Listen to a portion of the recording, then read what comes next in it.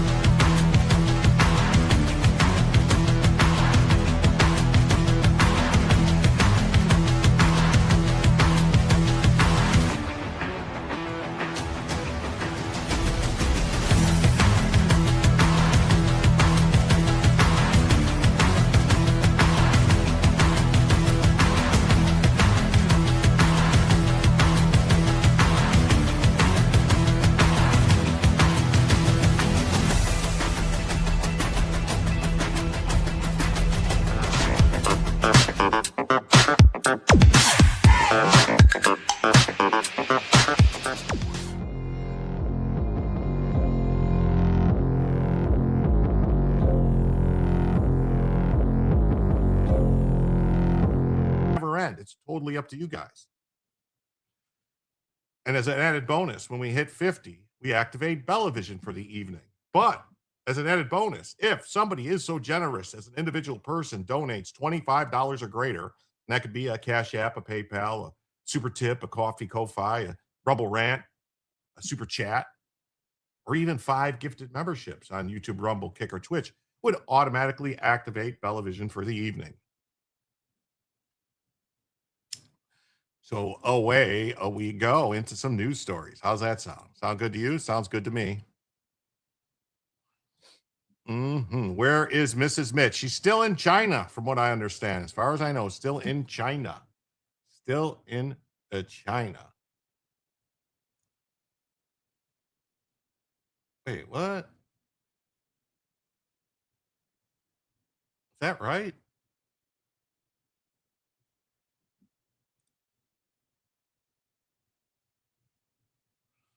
Huh.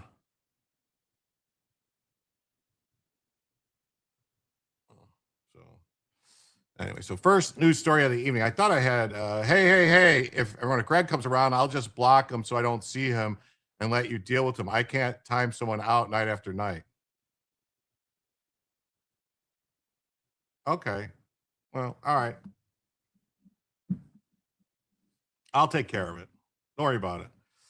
What's up, Finch? How you doing? Great to see you.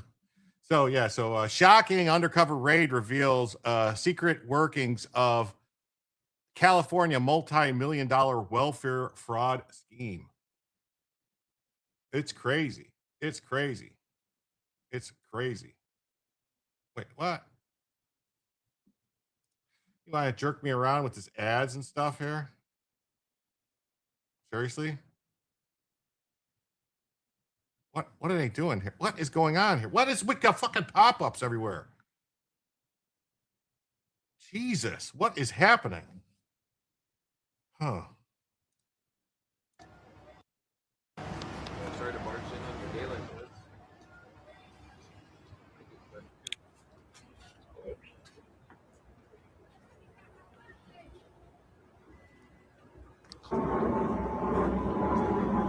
Wow, look at all that stuff they're just buying and stacking. What's up, Jen? How you doing? Great to see you.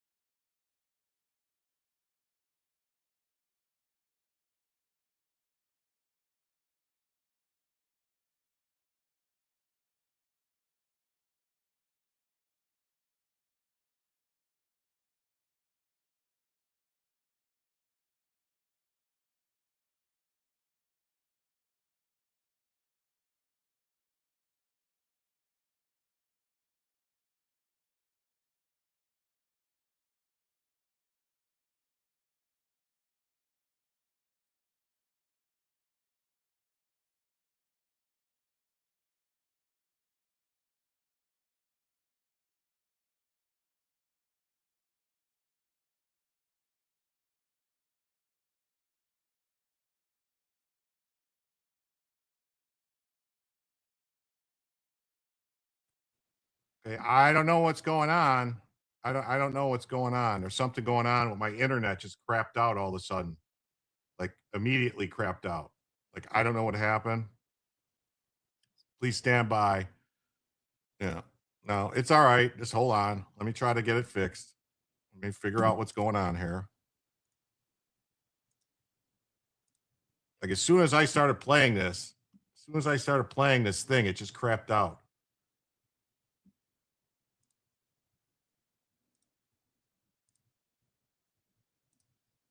It's the NSA. It could be. I don't know what the hell's going on. Like it just immediately crapped out.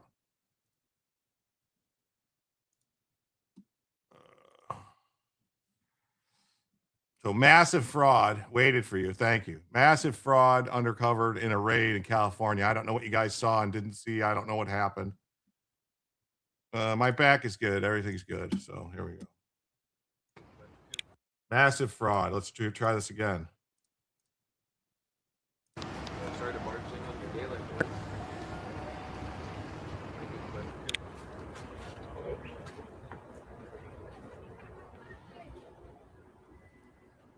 Impression of the news. It's something. That's a lot of plates. Look at that. All this stuff they're just got here. Just massive fraud ring.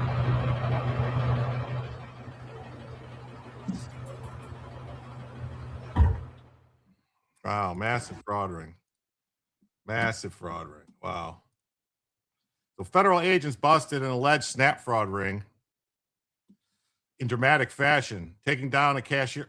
What is with these pop-ups? What the hell is going on? What is my pop-up blocker doing? What is it even doing at this point? Federal agents busted an alleged snap fraud ring in dramatic fashion.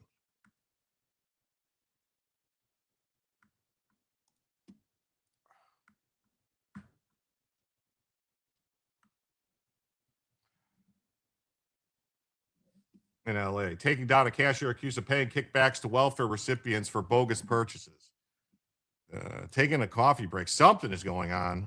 We make the boom, boom, boom today. Yes, a lot of that stuff. People get SNAP benefits and they turn around and give them to the store so they can sell them overseas. Yeah, there's all types of shit going on with it. People do all types of stuff. It's crazy. I don't know what the deal is. I don't know why they think they can get away with it. I really don't. To me, it doesn't make a lot of sense. They're stealing from everyone. What's up, Sylvie? Great to see you. So the California Post was on scene as federal agents in armored vests, backed by LAPD officers, swarmed Escamex party supplies in Skid Row. Squad cars shut downtown Avenue as investigators moved in on a warehouse-style storefront.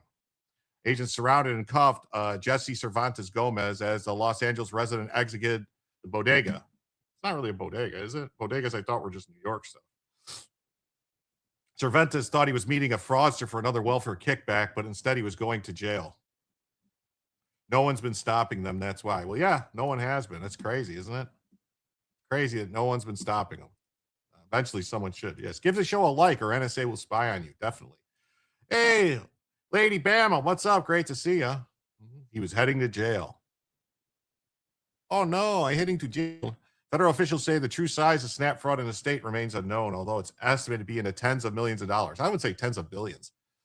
Federal government is now taking a closer look at the program as part of the White House's task force to eliminate fraud. California's $12 billion SNAP program is the largest in the country. About 11% of the program's payments are issued in error. That would mean that it's $1.25 billion in SNAP fraud, right? I can do math. 11% of 12 billion, 12.5 billion is over 1.25 billion. That's like 1.37 billion or something like that. So most commonly through false or incomplete household information. Yes.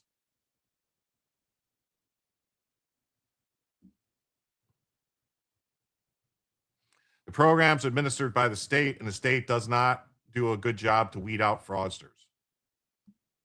That's a lot of soda and chips. Yeah. The days of defrauding government benefit programs are over. We're talking federal prison sentences here, not just state misdemeanor charges. Good. That's a lot of $2 bills. That's a lot of $2 bills.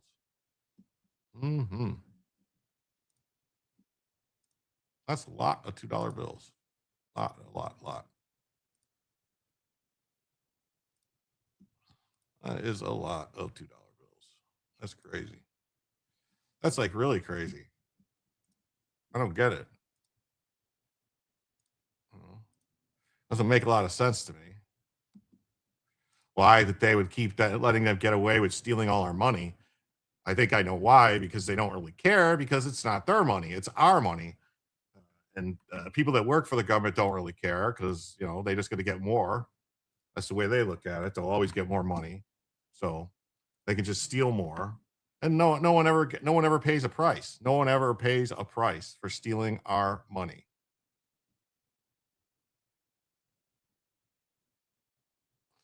It's very upsetting. Very, very, very upsetting.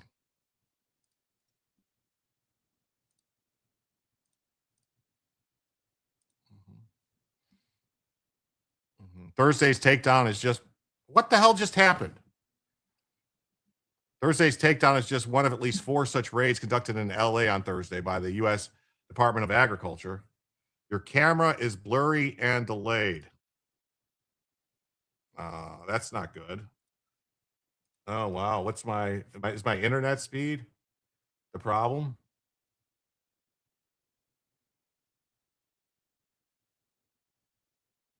Sorry, let me try to fix it.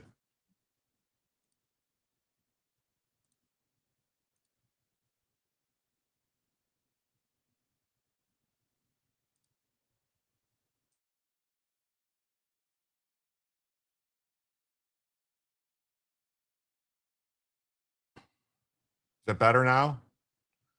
It was for some reason connected to the wrong internet. Sound was muted when you came in. Is it not working now? I'm having like massive issues. Something's going on here. Solar flares or something. Video and audio is out of sync. Is it okay now? Is it okay now? Is it okay now? Now? Now?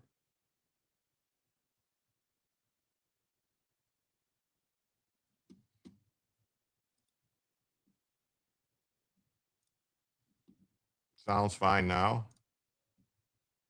Better now.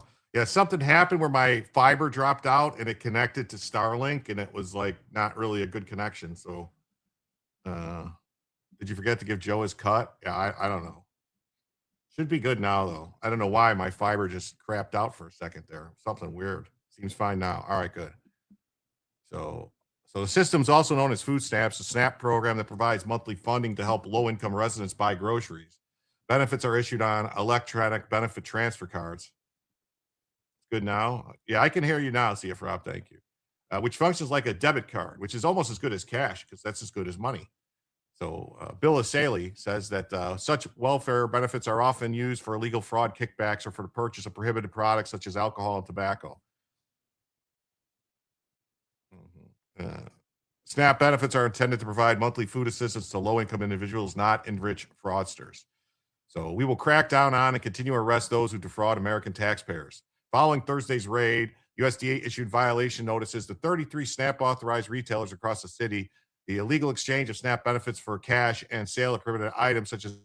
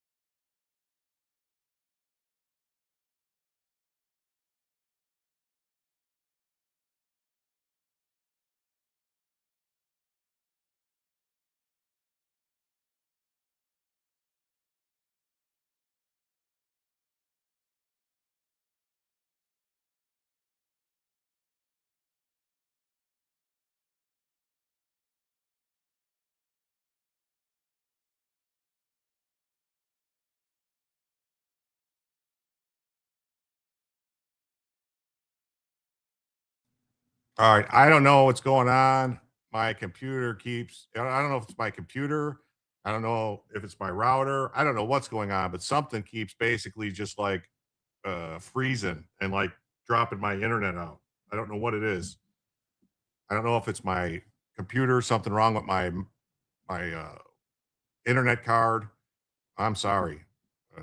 It's something's fucked up. It just keeps dropping out. So I'll see if it works. I don't know. If it's going to keep doing this, I might have to reboot my computer. Let's see. Task manager. What are we doing here?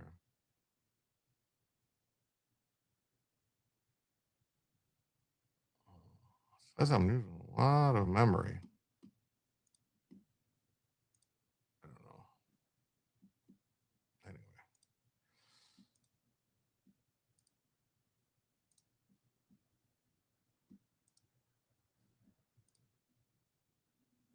Mhm. We'll see. Should have a raid coming in soon, so hopefully it doesn't keep doing this. So we're the richest state in America. We have the highest poverty rate. We pay the highest taxes. We get the worst results.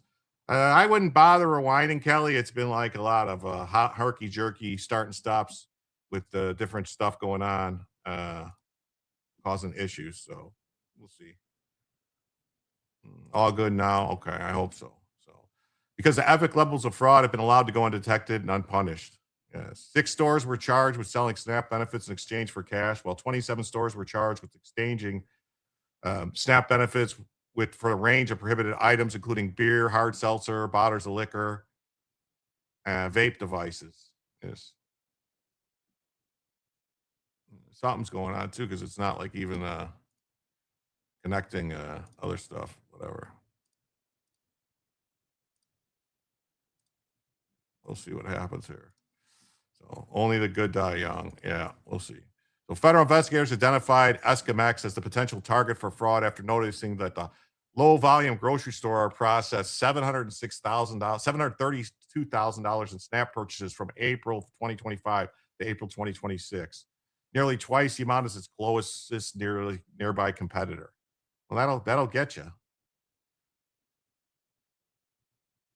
Investigators also determined the store had far bigger average purchases for SNAP transaction and another sign of phony purchase. And all investigators discovered more than $1 million in suspected fraud at the store. There's enough for the feds to send undercover agents to the store posing as fraudsters. On May 18th, an undercover agent posing as a ripoff artist walked in and asked if they could receive cash back on their SNAP benefits. He told the agents to meet him in the back of the store and instructed the clerk to ring SNAP sales for $2,900. Once the SNAP purchase went through, they gave the undercover agent $1,450 in cash and his cell number to set up more deals. I mean, it's just ridiculous.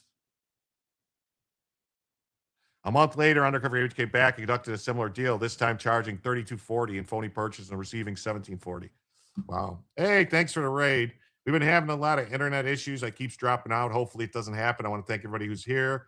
Please remind you, please hit the like button. Please subscribe if you haven't already subscribed and stick around. We're trying to do the smash the like button and all that stuff. So July 2nd, investigators made another plan to meet Gomez, telling the Cricket store worker that they had $2,400 for bogus purchases that in theory would have warranted a $1,200 kickback. But instead, the undercover agent showed up, informed officers came in and took him into custody. The alleged fraudster is charged with food stamp fraud, a felony punishable by up to 20 years in prison, a fine of up to $250,000 or both. He's being held in custody, was due to appear for a bail hearing on Monday. About 5.5 million Californians receive SNAP benefits, all of it's federally funded, with an average monthly benefit of about $192. SNAP EBD cards have long been the target of thieves in the Golden State who steal their value from legitimate benefit recipients primarily through a process called card skimming at a rate of approximately 3.6 million per month. Wow. The USDA policy SNAP authorized stores for fraud for carrying out nearly 50,000 undercover compliance visits. Wow. If they find evidence of fraud, investigators and agents are brought in to pursue criminal charges. I mean, that's crazy. How much fraud could it be? How much fraud could it be? That's a lot of fraud. The acting administrator said USDA is rooting out the bad actors. Fraud of any kind is a direct attack on American taxpayers, because it is. It's a direct attack on you, the taxpayers. It really is. Hey, we got a donation on Cash App from Lurch Linger.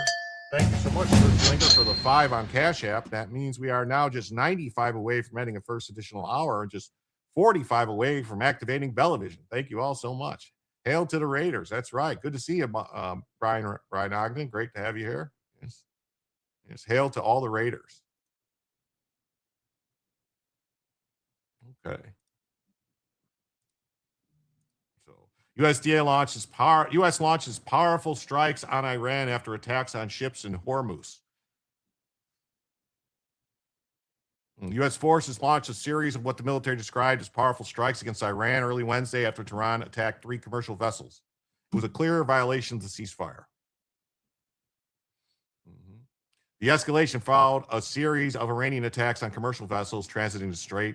A U.S. official told Axios that the strikes targeted Iranian air defense systems, coastal surveillance systems, surface-to-air missile batteries, anti-ship cruise missiles, drone launch sites, and port facilities. The official said the operation was roughly 4 to 5 times larger in scope than the U.S. strikes carried out in the area about 10 days earlier.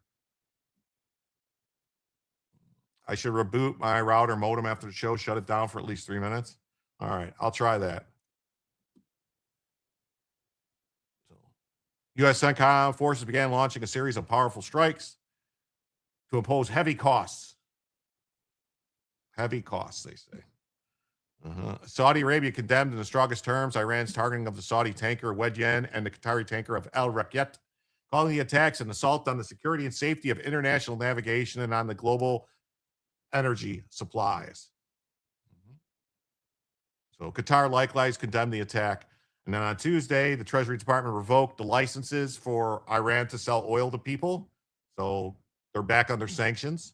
President Trump said Washington was close to maybe making a deal, but Tehran warned the United States the United States warned Tehran that they would finish the job. So here's going to be Trump talking. Oil is now at a level that it was, I think it's even lower on a barrel basis than it was before we started. We've gotten concessions. Now they have to hold those concessions, but there'll be no nuclear weapon. We're going to be getting the, as I call it, dust, the enriched material, nuclear dust, I call it. Seems to have taken off, but it's enriched material. We're getting it. We're getting. I went in for one reason, very strongly, that Iran cannot have a nuclear weapon. I'm not looking for regime change, although this is regime change. The first regime is gone. The second regime is gone. And I think the third regime is more reasonable, but we'll find out. But we've destroyed their, as you know, completely destroyed 150. They had 159 ships. Every single ship is at the bottom of the sea. We've completely destroyed. They don't have one airplane. They don't have radar. You know, one of the reasons we kept the oil down, because a lot of people said, Kevin, and a lot of people were saying that oil could go to $300, $350 a barrel. But one of the reasons that prediction wasn't right is we were taking out on average of 10, but sometimes less, sometimes more. 3 weeks ago, we had a night, 22 ships came out of the Strait, and the famous Strait of Hormuz, nobody ever heard of, but that is some big money machine, I'll tell you what. When you look at the numbers, Michael, that makes everything look small. No, wait. And we took out so much oil that people didn't know, and it only took a month and a half. They finally found out they had no radar because their radar was destroyed. So we took them out late at night with no lights, with no nothing. And our great Navy, which did the greatest blockade anyone's ever seen, not one ship got through in 2 months. And we then freed up the blockade because we're close to maybe making a deal. I don't know. We'll make either. Look, we're going to win one way or the other. We're either going to make a deal or we're going to finish the job. Okay? And it won't be tough to finish the job. I'd rather make a deal because I don't want to affect 91 million people. We can knock down their bridges in 1 hour. We can knock out their energy supply, all of those big plants that they built, big, beautiful, modern plants. They had a lot of money. They don't have any money now. We haven't given them any money, but we can knock out their electricity and power generating plants. And I would say small part of an afternoon. Every plane will be gone. And they know that. They know that. Wow. So Garfield's Bizarre Adventures, Iran controls the strait now. This is good. They don't control the strait. They don't. No one actually controls the strait right now. That's the problem. Garfield says, just like many predicted, Israel's refusal to withdraw from southern Lebanon sabotaged a peak deal. Week 20 of this peace deal. This week 20 of this conflict, and gas is starting to rise again. Well, we'll see. I mean, I'll show you right now that oil is at $74 a barrel. If the strait was closed, if there wasn't ships coming through the strait, this would be over 80, approaching 90. Just saying. So it's not that bad. The woman to the left looks like she's the anorexia queen. Yeah, right. Anorexia queen. She never eats a GD thing. She's starving herself all night. But yeah, oil prices would be higher than this. This is like yeah. They're still not in a crazy thing. Yes. Ozempic. Yes. So senior diplomat warns Iran will take firm measures to safeguard international interests in face of U.S. violations. Okay, we're going to see. We're going to see.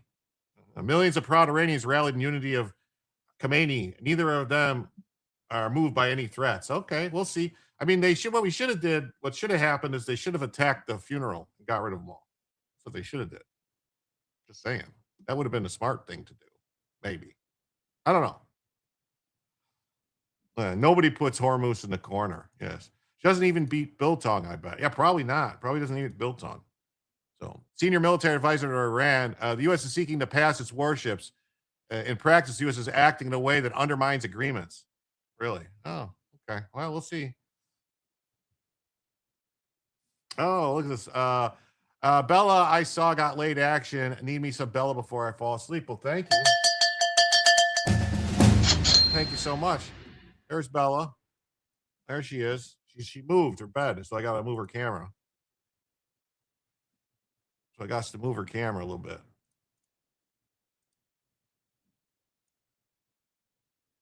There's Bella girl. There she is. There's Bella. Thank you so much, Brian, for the 25. That means now we are just 70 away from adding a first additional hour to the show. Thank you all so much.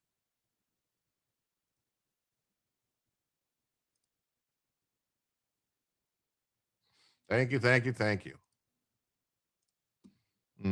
Are they mourning or just putting on a show? Maybe silent celebrating? Not really sure. Jim reading my mind.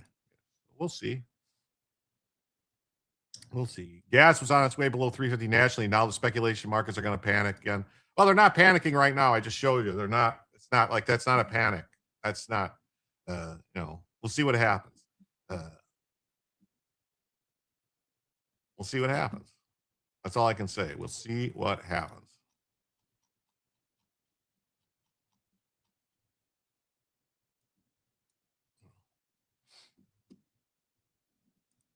همین امضایی رو که انجام داده این امضا رو مثل Oh, he just said they surrender. That's what I heard. He said, we surrender.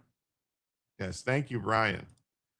Oh, about doing that during the funeral. Yeah, that's what I would have did. I'd have been like, get him. Mm-hmm. U.S. launches retaliatory strikes against Iran to retaliate for attacks against 3 tankers. Now, I think there probably was more than 3 tankers that were shot at. Safety care. U.S. rescinds waiver on oil sales after Iranian attacks. And we're going to get into it because basically I think it's on like Donkey Kong. I think the strikes tonight are going to be, they're going to be full bore tonight. Because Trump basically said it's over. That basically called them like a bunch of nut jobs and everything. Again, with breaking news in the war with Iran, the U.S. Central Command says it launched a series of powerful strikes against Iran tonight, testing the fragile ceasefire between the two countries. It comes after U.S. officials told CBS News the Islamic Revolutionary Guard Corps attacked 3 tankers in the Strait of Hormuz over the past 48 hours. According to the British military, a tanker traveling off the coast of Oman was struck by a projectile and caught on fire this morning. UK authorities also say 2 other ships sustained minor structural damage. Iran has warned ships against traveling through certain routes, but Tehran has not claimed responsibility for the strikes. Iranian state media claims at least one vessel ignored warnings from Iranian forces. The conflict in Iran is expected to be a focus at the NATO summit in Turkey. President Trump arrived in Ankara today and met with Turkish President Erdogan, where he praised relations between the two. The president also said he would be lifting sanctions on Turkey, claiming it had been a better friend than many traditional Western allies. There are also talks of the U.S. selling multiple F-35 fighter jets to Turkey. CBS News senior White House and political correspondent Ed O'Keefe is traveling with the president and joins us now from Ankara, Turkey. So, Ed, before we get to this trip, U.S. Central Command says these U.S. forces are conducting new strikes in Iran. What do we know? Well, CENTCOM says that they are in response to Iranian attacks on 3 commercial vessels that were transiting the Strait of Hormuz. Iran's demonstrated aggression was unwarranted, dangerous, and a clear violation of the ceasefire, according to Central Command. The Iranian Foreign Ministry just a short time ago on social media says tonight it will take any action it deems necessary to safeguard its national interests and security. They're also claiming the United States has violated other elements of the memorandum of understanding that the two sides had to continue talking, which would suggest things are not in great shape when it comes to the ceasefire. And of course, this announced attack tonight comes on the eve of meetings tomorrow between leaders of NATO that are set to focus on the future of that conflict, plus, of course, other issues, including the war with Iran. The announcement that these attacks had occurred came shortly after the president left a dinner tonight with other NATO leaders and returned to his hotel here in Ankara. Lindsay. And so the president says the U.S. will lift sanctions on Turkey, and he's weighing the sale of multiple F-35s to the occasional controversial NATO ally. What are we learning about the decisions there?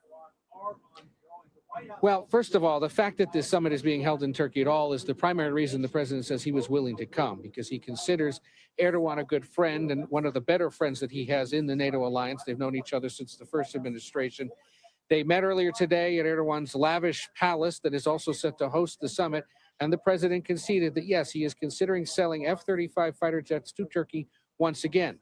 The only issue is there's a law he signed during his first term that bans the sale of such jets, because Turkey also uses Russian surface-to-air missile systems. And there was bipartisan concern at the time, there remains so, that allowing U.S. fighter jets to work alongside Russian surface-to-air missile systems might cause some vulnerabilities for those F-35s. Russia might learn too much about them, as other countries also use them. The president also said some sanctions on Turkey would be lifted. It's all essentially a thank you to someone he's considered a good friend on the world stage, someone that he can get along with. Remember, Erdogan, an autocratic leader who has centralized power around himself over the last several years. Part of the reason why other European allies, either in the European Union or NATO, are willing to work with Turkey, but have always been somewhat more reluctant to make them a full partner, given its governing style, given human rights abuses, given its concerns for other relations it has with Russia and other countries in this region. Yeah. All right, Ed O'Keefe, thank you. That's true. That's 100%. Your next break. That's 100% true. And like Gundam says, I was very unhappy. He said we will license the Patriot missile production to Ukraine. Those plans and specs will be black market pretty damn quick, and bad guys will have access to learn how to beat them. Yep. Yeah. Well, that's why we're not supposed to give Turkey the F-35s, because with the S-400 missile systems, because the Russians have an agreement with Turkey to come in and service the missiles and the radar system. So then they'll figure out how to tune the radar system to get the F-35. They'll figure out a way to get it to track it, So that's where that's a problem. Turkey is not our ally. Erdogan is pushing funding for mosques in Europe, Japan, and the U.S. Yeah, I know he's not. That's why I don't want to be. Giving those Islamist F-35s is a mistake. Totally. 100%. I agree. Regime is also shattered. The son will not attend a father's funeral. Yeah, right. NATO is a paper tiger right now. The UN can't find their butt in the dark. Everyone knows this in the world. That's right.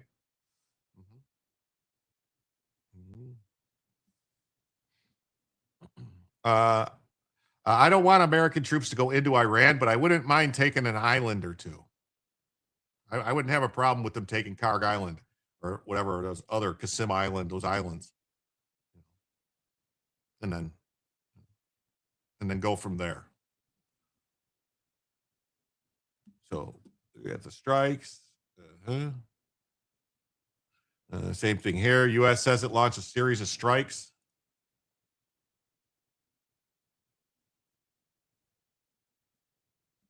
News this hour. U.S. Central Command saying minutes ago that it's again striking Iran. This is just in moments ago. This statement reading in part, the U.S. strikes are in response to Iranian attacks on 3 commercial vessels that were transiting the Strait of Hormuz. Iran's demonstrated aggression was unwarranted, dangerous, and a clear violation of the ceasefire. Let's get right out to international correspondent Robert Sherman, live in Doha, Qatar. Robert, where do things stand for the U.S. and Iran right now? We know President Trump right now is at the NATO summit, so obviously juggling not only that, but the continued ongoing war in Iran that we're seeing now, this development that we're again striking Iran. What are you hearing?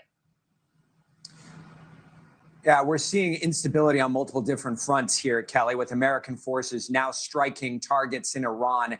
This is following the same sequence that we've seen in the past. The focus is along military sites that are on the Strait of Hormuz, that are right along that key waterway there, which was the site of multiple attacks on commercial vessels over the last 24 hours, at least 3 of them that have been publicly reported by British maritime officials. One of them was a Qatari LNG tanker, which the Qataris, who have played a role in mediating this issue with Iran, have come out and condemned today. You've also heard the UAE coming out and condemning some of these attacks as well. Same with Saudi Arabia just within the last few hours here. But these new attacks have certainly caused quite the bit of tension to be added into the region. We just heard from the Treasury Department a short while ago, which announced that they were waiving, that they were doing away with the sanctions waiver that had been given to Iran for their sales of Iranian oil. So you've seen a lot of mechanisms moving here today. Certainly a couple of days ago, things looked as though they were stabilizing in the Strait of Hormuz, but now at this hour, that is certainly not the case. Kelly?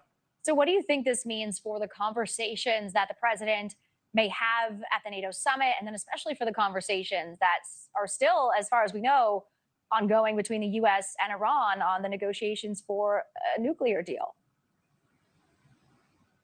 Well, you heard the president hinting at some of the topics relating to Iran today, namely the fact that he said that he wasn't very happy with many of America's European allies for not playing a more outsized role here in the Middle East, in the Gulf itself, or the usage of air bases around Europe for American operations here. He emphasized that he was not happy about all of that.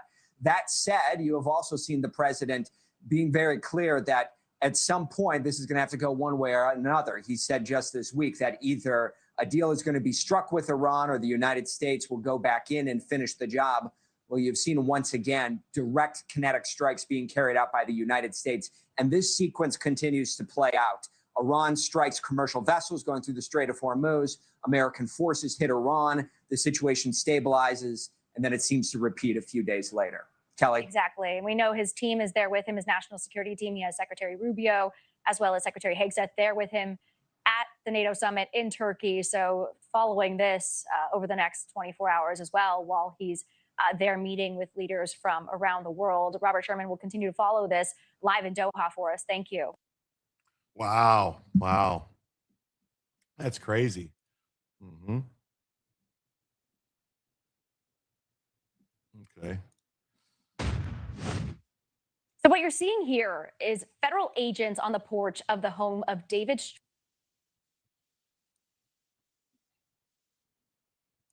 Okay. And then earlier today, Iran strikes military sites in Bahrain and Kuwait. E3 is airborne to the Gulf. Think Air Force One left UK for home over the Irish Sea. Yeah, for some reason, I saw reports. I wasn't exactly sure that Trump switched Air Force Ones. He switched from the one the Qataris gave him to the old one for some reason. I wonder if they got word that maybe there was a tracking device or something on it. Something weird happened where he switched Air Force Ones. I don't know what that was about. If Iran gets nuclear, they'll attack the USA right away. Look at how they behave. Yeah. Most of the Gulf countries are impotent. They have money, but no balls. Yeah. Turkey is allowing invading migrants into Eastern Europe. Oh, yeah. Turkey sucks. I hate Turkey. So Iran struck sites in Bahrain, and Trump declares the ceasefire is over. This comes after the U.S. launched attacks in response to Iran targeting several ships. So this is going back and forth. Bomb, bomb, bomb, bomb, bomb, Iran. Bomb, bomb, bomb, bomb, bomb, Iran, bomb, Iran. It is the plan. You gotta get the man. Kill the Ayatollah. Gotta rock and roll a bomb, Iran, bomb, Iran, bomb, bomb, Iran. This is pretty shit news for the midterms. With oil flowing, GOP was basically even in the polls again. Well, I don't want boots on the ground. We don't need our military to die for these fucks. Yeah, me neither. I don't want them on the ground, but it's been going back and forth with Iran for a long time. Yeah, it was a very weirdly worded post about the plane. May just be simple switch to throw off plans. Yeah, that's what I was wondering. It was very weird to post about, for some reason, the president's changed planes. They said, like, he's going to leave the new one in the UK for them to take tours in or something, for the troops, people to look at or something. I don't know. Maybe something broke and they're using the backup like normal. Yeah, something, but it was just weird the way they worded it is all. Iran won't turn out well. It will go on and on. We can change the regime in Iran, but it will require sacrifice from the United States we do not want to pay. Yeah, well. Yeah.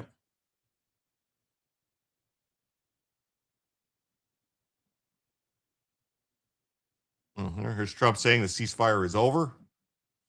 Hey, you guys are not going to believe what I just You're not going to believe this. This guy's going pee and he's Hey guys, so the banks are hiding this new... They're over. Is the ceasefire done? Is the MOU dead? It's a very interesting question. To me, I think it's over. I don't want to deal with them anymore. They're scum. You know what scum is? They're scum. They're sick people. Scum. They're led by sick people. And they're vicious, violent people. And if they had a nuclear weapon, they'd use it. As far as I'm concerned, it's over. I'll speak to our negotiators. They want to negotiate. They're good people.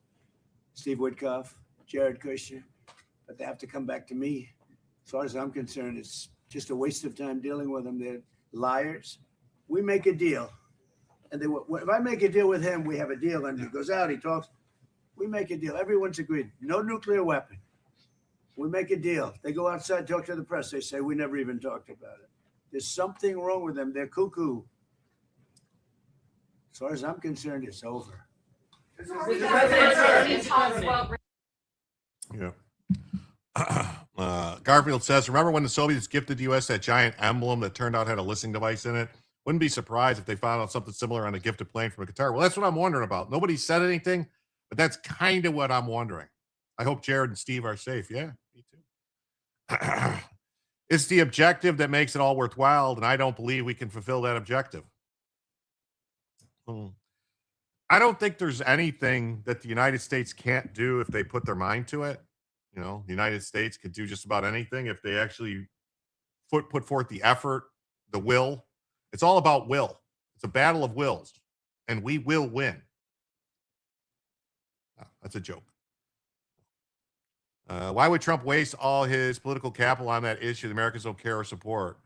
I don't want to see economic pain from. Well, I don't know. I just figured someone's got to do it. I think he thought it would be over. Show us the post about the plane. I can look for it. Hold on one second.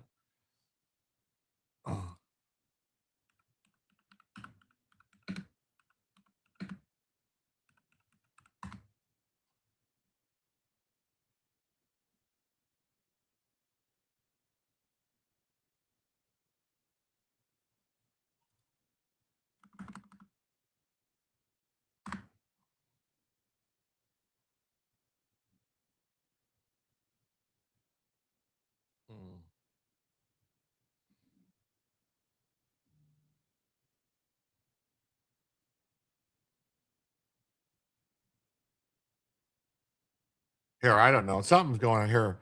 All right, we'll do this real quick. This says the president's boarded former Air Force One in Turkey, reportedly to the airbase in UK. It's certainly the right call. The new Air Force One likely doesn't have all the same countermeasures as the former Air Force One. The new Air Force One is simply a bridge aircraft. As the real VC-25B Air Force Ones have been delayed over and over again, likely due to deployment, development, and installation issues. So here's the president boarding the plane. The old Air Force One.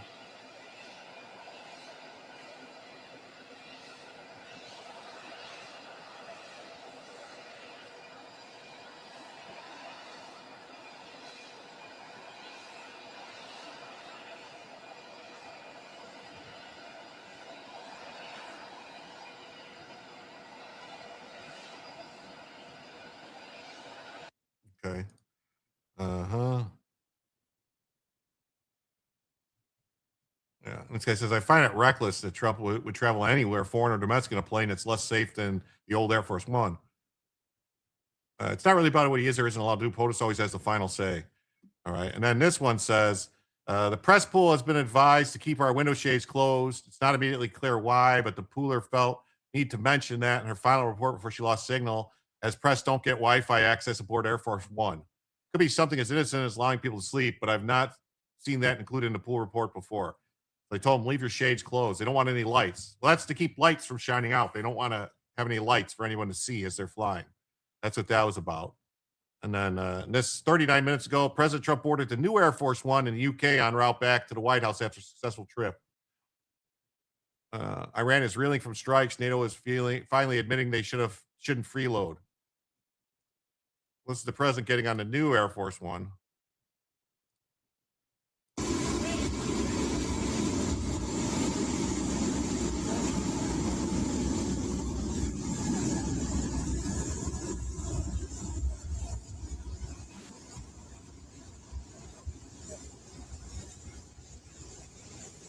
Okay, so it could just be, it's possible. Maybe the reason they switched to the old plane is the old plane, maybe the new plane didn't have all the like shaft things to shoot out chaff and different countermeasures on it. Maybe. I don't know.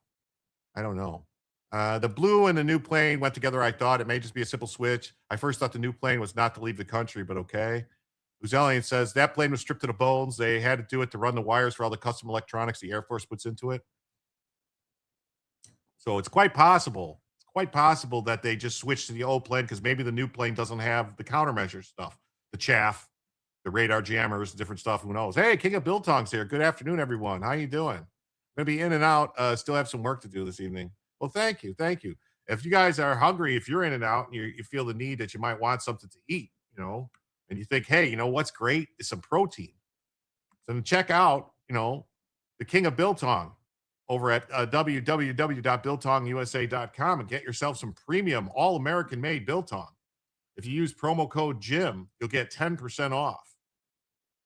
That's right. Go to www.biltongusa.com. Use promo code JIM for 10% off. The 8-ounce bags make excellent gifts. If you like something spicy, try some of the Peri Peri, or if you like it really hot, get the Ghost or Reaper.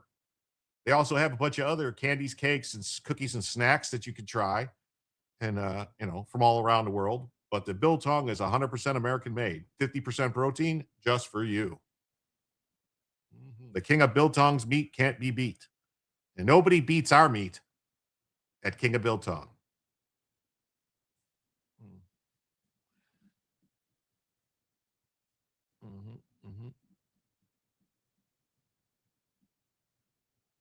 Wasp ate your biltong. Oh, that's terrible. I think there's been more threats on his life. It's possible. Anyone know what caused the bus crash yet? I'm watching it. I haven't seen anything. If anything breaks, let me know. Jim does an awesome ad. Well, I try.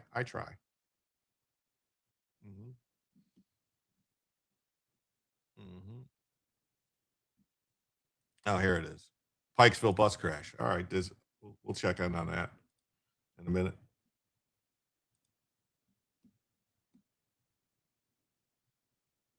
Okay. So clearly he's in the new one now. So I don't know. Maybe it was just a quick switch. Air Force One from Qatar. I warned at the outset security is concerned. Should have POTUS reject this Trojan horse. Now Trump won't fly home on it from Turkey. Was I right? You're wrong again. That's why he did the transfer. He's flying back home on the new one.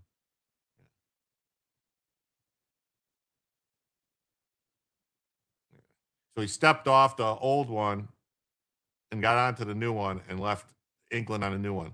So he just wanted to leave Turkey and the old one for whatever reason, probably because he thought just landed on the new Air Force One, all these people, they were very excited.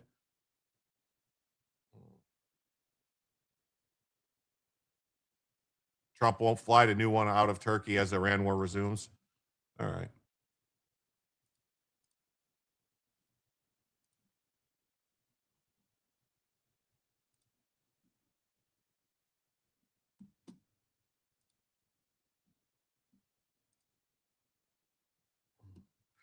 Trump says Iran ceasefire is over. I don't want to deal with them anymore. They're scum. I think we saw that already. Is the ceasefire over? Is Yeah, the we saw it ceasefire already. done? Is the MOU dead? It's a very interesting question. To me, I think it's over. I don't want to deal with them anymore. They're scum. You know what scum is? They're scum. They're sick people. They're led by sick people. And they're vicious, violent people. And if they had a nuclear weapon, they'd use it. As far as I'm concerned, it's over. I'll speak to our negotiators. They want to negotiate. They're good people. Steve Witkoff, Jared Kushner. But they have to come back to me. As far as I'm concerned, it's just a waste of time dealing with them. They're liars. We make a deal. And if I make a deal with him, we have a deal. And he goes out, he talks. We make a deal. Everyone's agreed. No nuclear weapon. We make a deal. They go outside, talk to the press. They say, we never even talked about it. That's crazy. That's crazy. Hey, I missed this, but let me get to it real quick here. We had a gifted membership from King of Biltong from Anton. Went to Coney Hawk Pro Slaver. Well, thank you. Wow, that means now, folks, we are just $65 away from adding a first additional hour to the show. Moving right along. 65 away. Thank you so much. Scum will be the word of the week. Yeah, good word. Hey, Jay Schwartz, great to see you. Thanks for stopping by. About time it's over. Trump's time to wipe them off the face of the earth. Yes. It's funny. A country shares the name of our Thanksgiving meat. Yeah. Of a weird flightless bird. You missed JD's speech today. I didn't know JD gave a speech today. I didn't see it either. And so then the U.S. Launches more strikes on Iran after Trump says the ceasefire is over. So this happened today. More strikes today. Yesterday, today, Iran, back and forth. From what I understand, the strikes are ongoing as we speak. More strikes than were yesterday. So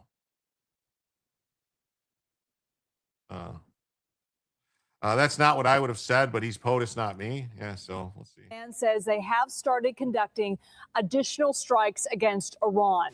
That direct order coming straight from the commander-in-chief. They say the reason for the second round of strikes is to, quote, hold Iran accountable for recent unjustified aggression against commercial shipping and civilian crews freely navigating a vital international waterway. Now, tracking the story day to day and often by minute by minute, CBS News national security analyst and host of the School of War podcast, Aaron McLean, great to be with you. Okay, I want to get your reaction to the justification for these strikes and what's really happened over the past 24 hours or so. Well, these most recent strikes are really interesting for a couple of reasons. First of all, the retaliation from the United States we saw last night was notable because of its scale. It was substantially greater in the number of targets struck than the similar strikes a week ago when basically the same thing was happening before. Iranian strikes on shipping in the Strait and then our response. So interesting point one, the strikes are broader and more targets. But interesting point two is in past rounds of this kind of thing, typically what would happen is there would be some initial provocative event, in this case, Iran striking these boats, then the United States would respond, and then it would usually finish with an Iranian response to the response as Iran hit, as we saw in the last 24 hours, targets in the Gulf, Kuwait and Bahrain. But this time, what's noticeable is the United States is hitting back against those strikes. So yet another step. In the past, it's usually paused just before this round. This time, we're taking the next step forward, which signals to me escalation. Okay, so based on what you've heard from both sides, do you believe we're back at war? Wow.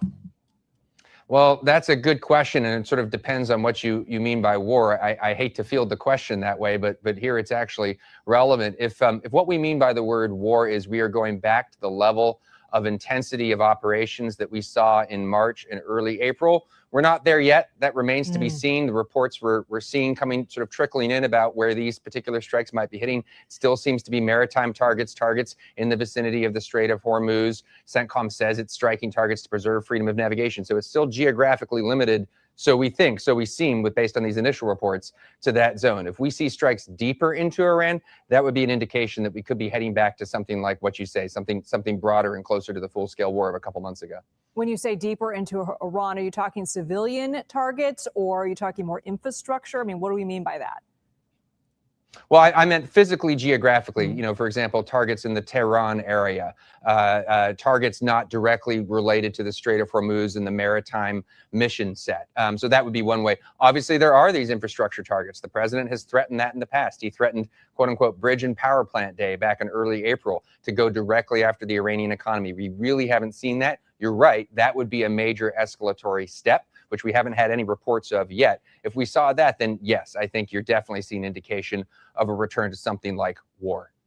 I want to pivot to another topic that we've been discussing as of late. The president meeting with Ukrainian President Volodymyr Zelensky today. What do you know about whether the president is inclined to help Zelensky and how that could manifest given this recent talks with NATO and what's going on with Iran? Well, you know, if there's one thing about President Trump that you can kind of confidently assert based on his past behavior, it's that he likes to back people whom he perceives to be winning, and he's less enthusiastic about backing people whom he perceives to be losing. And the last few months of news for Ukraine has been decent. Ukraine has had a pretty successful strategic air campaign targeting the Russian economy, targeting, for example, refinery facilities in Russia. Ukrainian strikes have caused a real crisis in Crimea. Russian battlefield progress, while real, is slow, painfully slow from the Russian perspective. So the narrative for Ukraine has been good in recent months. And so perhaps for that reason alone, it's not entirely shocking to see this warmer tone from the president towards Zelensky in remarks that had to be grating to hear in Moscow. Now, what will this result in terms of practical support for Ukraine remains to be seen, but it's certainly a warmer moment than what we've seen in the past. Aaron McLean, great to be with you. Thanks so much. Oh, that's interesting. This is That is that. So more strikes. Trump hinted at it. As far as I'm concerned, it's over. Oil prices soared Wednesday. Oh, jumping almost $80 a barrel. And this other was 75 a barrel. But we looked, and it's not. It's 74.43 right now. So 74.43. So I don't know. Ukraine is still losing ground, and their main defense belt in Donbass lost its southern anchor. Yeah. I don't know. It's going to be interesting to see what happens with all that. It really will. So, Trump says, as far as I'm concerned, the ceasefire is over. Trump says we're going to hit Iran hard again tonight. We're going to hit them hard tonight. There's not a thing they can do about it.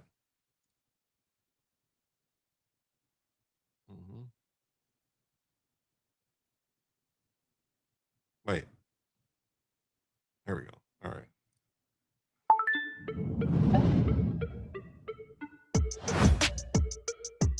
Any questions? President Trump, sir. President Trump. With the Iran ceasefire possibly over, can we expect the resumption of full-scale hostilities? They are behaving very badly, as they have for 47 years. And, we hit them hard last night after they launched. They launched a couple of, you don't have to know about this. You got stuff on your mind.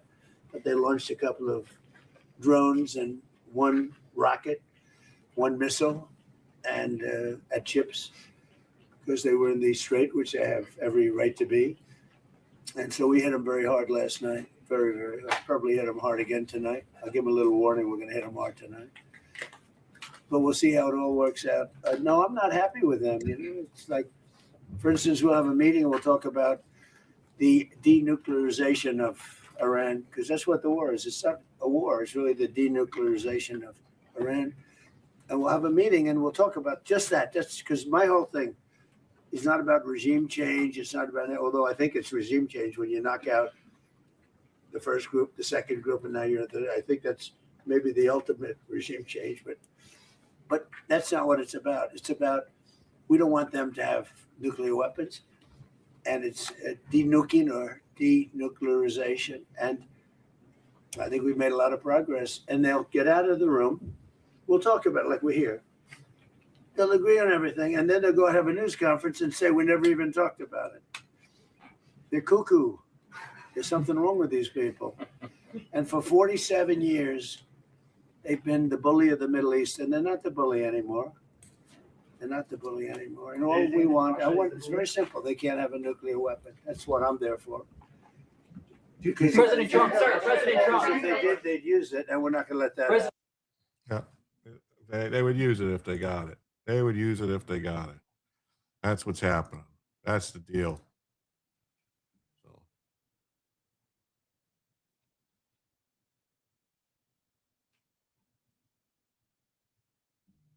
Wait a minute.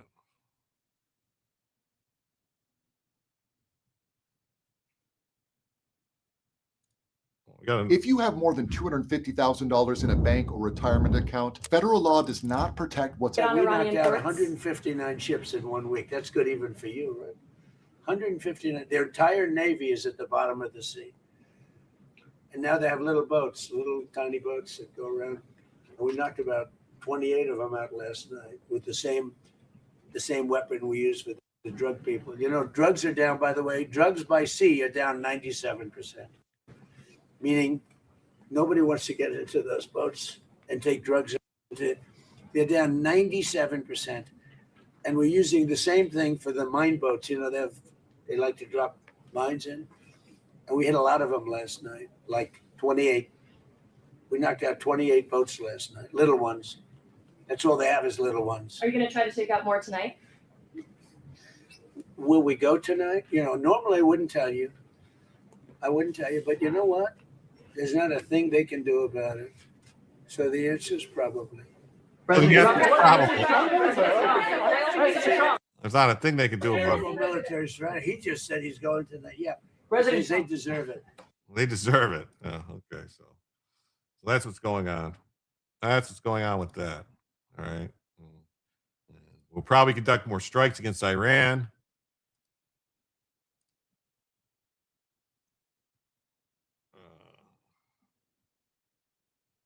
We hit them hard last night. We'll probably hit them again tonight. So that's what's going on with Iran. All right. That's what's going on. Yeah. I have my ass off. Yeah. That's what's going on with Iran.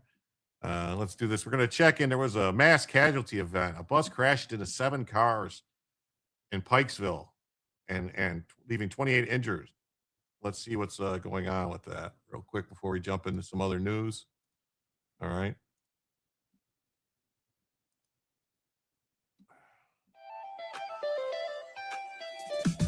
Hi, I'm Dr. Scott Coleman. This is my 40. This is Reisterstown Road, just south of Old Court Road, where we're first going to show you the bus that ended up crashing into a building here. And from what we understand, there's at least 4 other vehicles involved in this crash. It appears that the crash happened southbound Reisterstown Road, just south of Old Court, where the bus ended up colliding with several other vehicles, veered off, and then went further down the block and crashed into the building.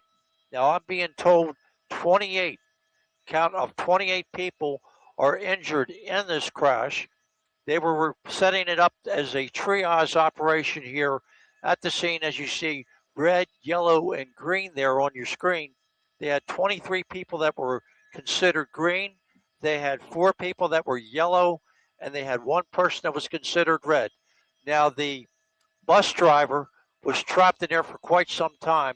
The GO team from Shock Trauma responded. They were able to extricate the bus driver. He's being treated right now at the scene and getting ready to be transported to Trooper 1 for transport to Shock Trauma. But the road is totally shut down at this location. There are power lines that are down. BGE is on the scene dealing with the power supply scenario, and the massive response that we have as far as EMS personnel. You had people from Baltimore County, you had Baltimore City, you even had Howard County respond to this mass casualty incident. So just be advised, Reisterstown Road at Old Court shut down both directions. We still have 1 trooper still on the ground at the cemetery at Old Court in Reisterstown, and 1 that's at the park and ride at Old Court Road. We're still going to follow. If you have any questions, please ask. But right now, I'm Captain Ward Taylor in Sky 11. We're going to send it back to you in the studio. Wow. Yeah, a lot of cars turned over. A massive crash of bus, 7 vehicles in Pikesville, Pikes, Pikesville.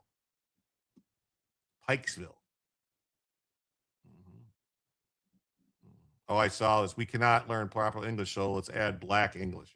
Power lines down to, yes. I said Pikesville, not Whatville. I said Pikesville. I know what you think I said, but I did not say that. So, massive crash. Emergency crews were called at 5:48 p.m. Hey, what's up, Jake Hudson? What's up, Keck? I know what you thought, but I didn't say it. If that's what you heard,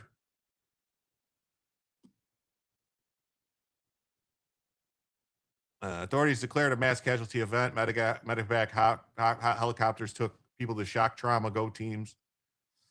Officials said one person was trapped in a bus, another in a car.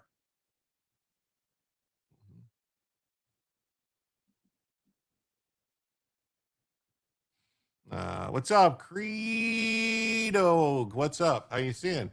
Just subbed up. Nice to catch you live, but it looks like your dog drank a little too much last night. Well, she's always well rested. The K variant of Pikesville is a popular nickname now. Oh, good. Gypsy, what's up? Here's my not very chatty. Just let me tell you the news. Thanks. All right. Okay. Thanks for being here. Thanks for subbing up too. All the people that subbed up. It's really great, man. I really appreciate it. Very nice to everyone to come in and check it out. Mm-hmm.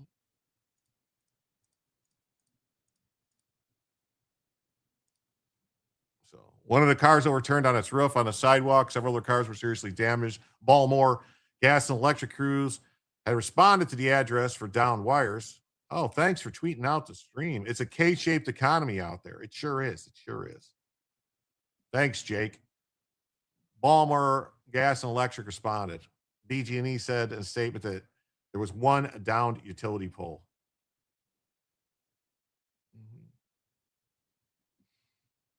Oh, report says so many transgender people are moving socialist. Well, that's because they want free sex changes.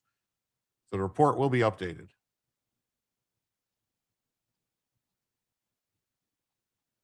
Is this a different video or is this the same video at the bottom? Is this a different video or the same one?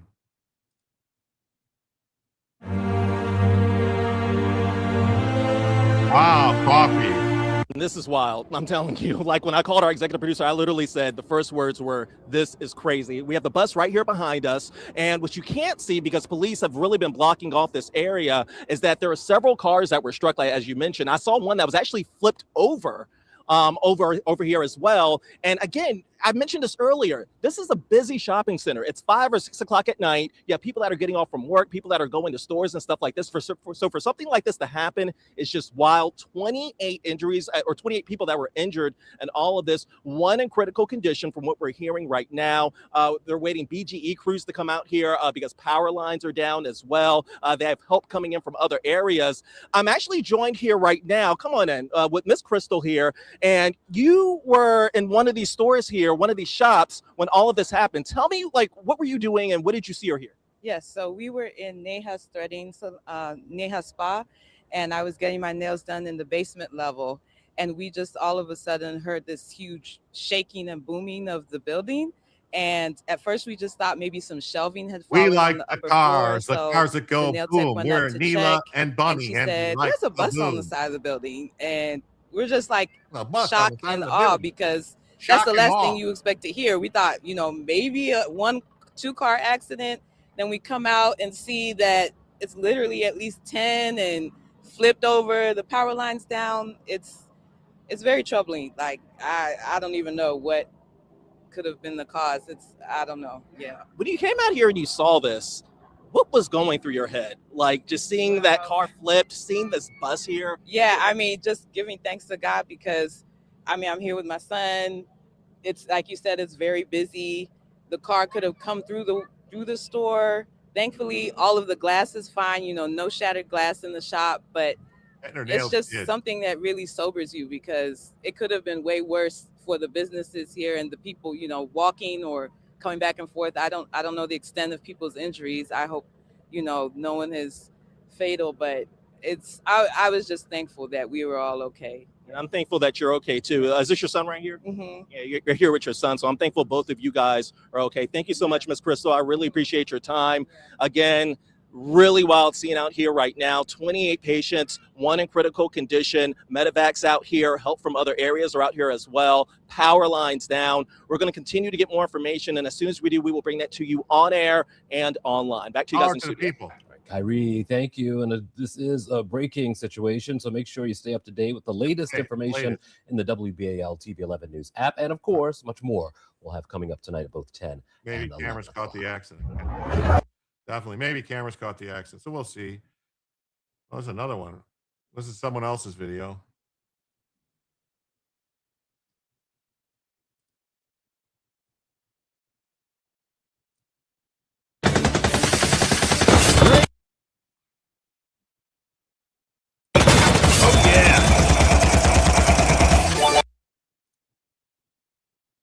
Oh, there's a bunch of cars smashed up. Look at that. Ooh, that's a car smashed up.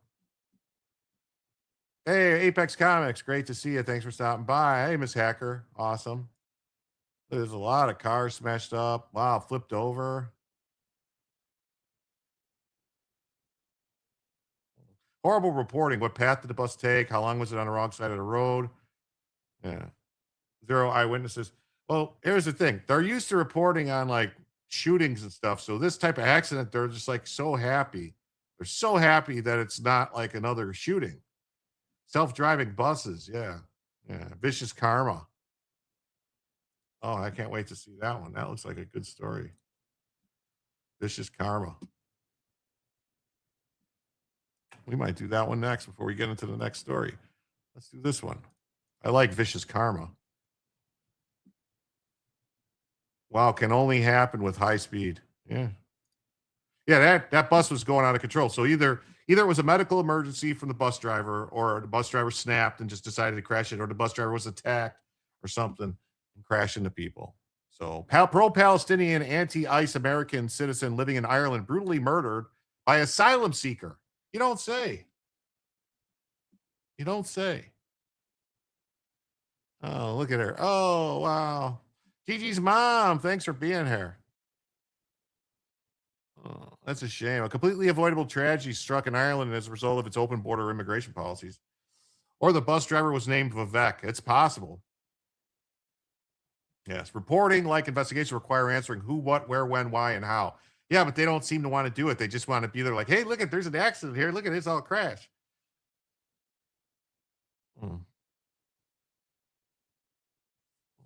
Glad it's not like Iran, who murdered 30,000, 35,000 people. To your point, Jim, the bus driver was probably shot. Well, yeah, could have been shot or stabbed or something. Likely Miguel. Very sad bus accident. Yes, it is. Very sad. So 43-year-old James Carney was found deceased in her rented home. Wait, James Carney is a her? Carney lived with her 13-year-old daughter. Is this James Carney?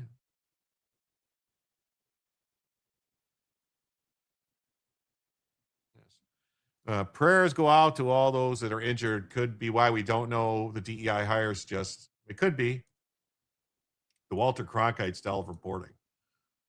All the news that's fit to print. Jamie is a girl's name. Jamie? Oh, Jamie. I'm sorry. I saw James. Wow. All right. My mistake. The murder was absolutely horrible. Carney was not only suffered serious head injuries in a brutal attack, but been hidden by a duvet being placed over her. So just covered up with a blanket. A duvet is a fancy bed covering. Carney moved to Ireland from New York just 5 years ago. State Department spokesperson said that after confirming the death of an American in the county of Kerry, which is where Killarney is located. Yes. Jamesy or Jimbo, what's up? Great to see you. The Trump administration has no higher priority than the safety and security of Americans. We offer our sincerest condolences to the family and loved ones of their loss. We offer our sincerest condolences to the family. Police in Ireland have identified a man in his 20s, but are refusing to release his name. The Irish Mirror reports the man who killed Carney is an asylum seeker previously known to Carney, had occasionally stayed at her house. Spoiler alert. The asylum seeker previously lived in France, and police now fear he may flee Ireland before his apprehension. He has reportedly been residing in Ireland since mid-2024, was previously an applicant for international protections. According to her Facebook and TikTok pages, Carney was known locally as a community member involved in pro-Palestinian activities. Yeah, they are afraid for new protests. Well, she also had an F-ICE posted on her social media. At the time of her death, Carney was dating an Arab man and had posted several TikTok videos of their relationship. You don't say. Huh. Jamie should have known some kung fu. Yeah, something. She should have known some jiu-jitsu. It's unknown at the time whether he was involved in her death. Asylum seekers on the run. Man on the run.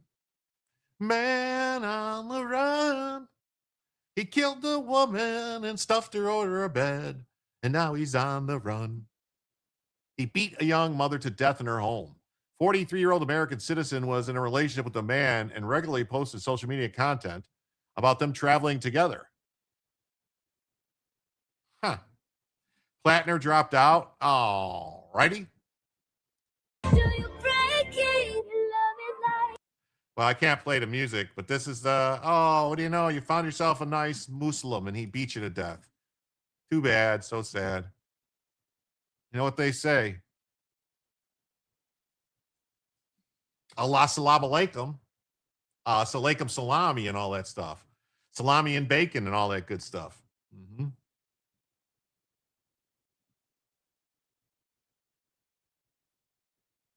Plattner should have stayed on. Yeah, he should have fought it. He should have fought it. Absolutely delicious. Alhamdulillah. Alhamdulillah. Okay. Watch. Okay, we'll play that. So how was the food? Absolutely delicious. Alhamdulillah. I really like it when Ali calls me those Arabic words like marshmallow and habitat. Oh my god, are you stupid? Do you mean habibti and mashallah? Wow. Who does your dog love more? Well, they hate dogs. Maybe he killed the dog and that was the problem. Uh-huh. When your partner collects you after drinks with the girls. Yeah. Oh. Oh, well. You know what they say? Trans? I don't know. Maybe he found out that she was trans. Maybe that's the problem. Nothing of value was lost. Wait, Jamie sounds like a dude. He kind of does, doesn't it? That's what I'm wondering. Something going on here. Something's weird. Something's very weird. Asylum applicant who was in a relationship is wanted. This guy's wanted. All right, so Ireland has been a haven for Islamist migrants who have culturally enriched the country in all the wrong ways. Now an American citizen has paid the full price. If she has an apple, she has a banana. Yes. Her dick was bigger than his. That's what I was wondering. Something weird going on there.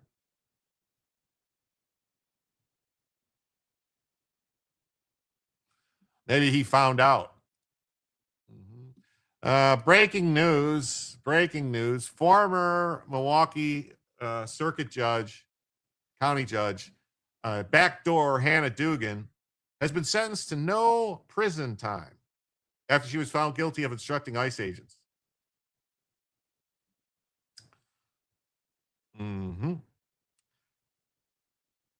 Federal Judge Lynn Edelman, a Clinton appointee, has ordered Dugan to pay a $5,000 fine, just a $5,000 fine, instead of any time behind bars. Did he really play along and quit before they can do another Biden switch? Nazis are getting soft. He's not as destructive as I want him to be. Yeah, it's crazy. Yeah. Pay $5,000, no prison time. Our system is broken. It surely is. Prosecutors asked for 15 to 21 months. This is a situation where an otherwise good person, upset with immigration enforcement in this country, a sentiment widely shared. So right here, this judge should have recused himself if he shares those sentiments that he said this. This is a problem. The Justice Department should immediately ask for the sentence to be reviewed and the judge to recuse himself, because the judge clearly believes what agrees with Dugan. Right here, a sentiment widely shared, made a bad decision in the moment. Yeah, judges are supposed to be held to a higher standard. This is a slap in the face. Yeah, it's judicial tyranny. This is ridiculous. This is completely ridiculous. Yeah, garbage. Yeah. Right here, a communist system can be recognized by the fact that it spares the criminals and criminalizes the political opponents. Does allegedly apply to potential overseas criminals too, asking for a friend? I don't think so. American woman that hooks up with a Muslim, I wouldn't answer the phone when she's in need of an eye or stitches. Yeah. Well, she's gone. She's dead. She got beat to death.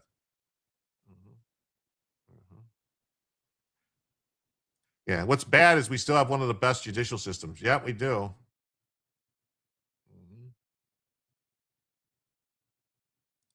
That's the problem.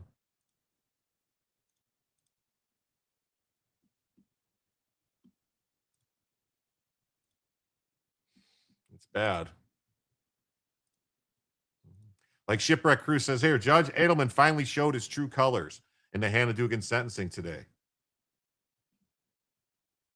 Not only did he not sentence her to jail on a felony, he didn't even put her on probation. He departed downwards on the guidelines. I don't know his justification yet, and imposed only a $5,000 fine for felony obstruction, where she sent an illegal alien with armed federal agents waiting for him on a path to escape to a public street. Edelman did her no favors in how he presided over the case in terms of his legal rulings, and he upheld the jury's verdict. She will suffer professional consequences from the felony conviction, but he let her off the hook entirely today in terms of penal consequences. He's a left-wing nut job judge and has always been a nut job. Yeah. I accidentally stabbed someone in the heart in a short moment. I guess I don't go to jail. No mention of the child except that she was a mother. Yeah, I'm wondering where the child is. Is the child missing?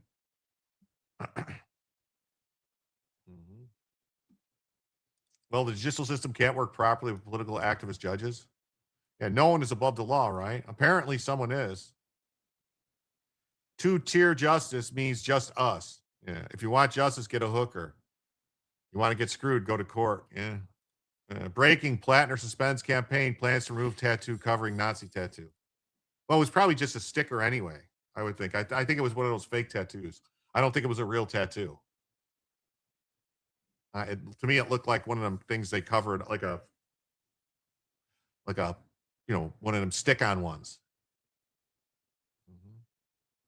Judicial tyranny. It's right there. Another judge to impeach. It's so incredibly sad. Yeah, Jim Jordan refuses to do his job. Judge Dugan, who tried to hide an illegal alien from immigration officials, just spared prison times, only sentenced to a $5,000 fine. She got away with it. Two-tier justice strikes again. Yeah. That is where we're at. That is where we're at. Yeah. Disgraced former Milwaukee judge resigned from the bench after getting charged. That's right. She distracted ICE agents and helped an illegal alien escape. A federal jury found her guilty of obstruction. She faced a recommended prison sentence of 15 to 21 months with a 60-month maximum. Shamefully, a former Democrat politician and current Clinton judge gave her no jail time. These Democrat judges, politicians, and criminals in robes prove once again they protect their own.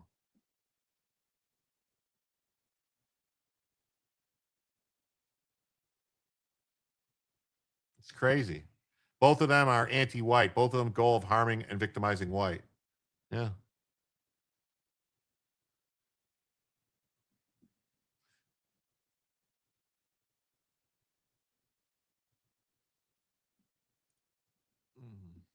Wisconsin judge gets slapped on the wrist, skirts jail time after helping a illegal alien evade ICE. She's smiling. She refused. That's the thing, is she refused to ever take responsibility.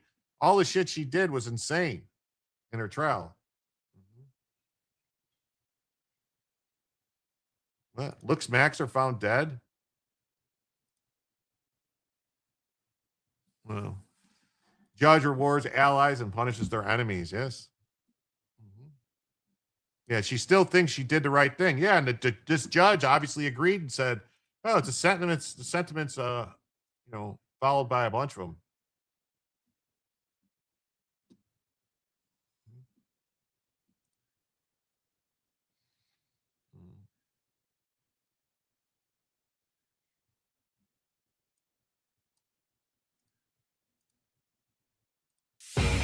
What's Echo X Series? X Series is Echo's line of best-in-class tools for best-in-class.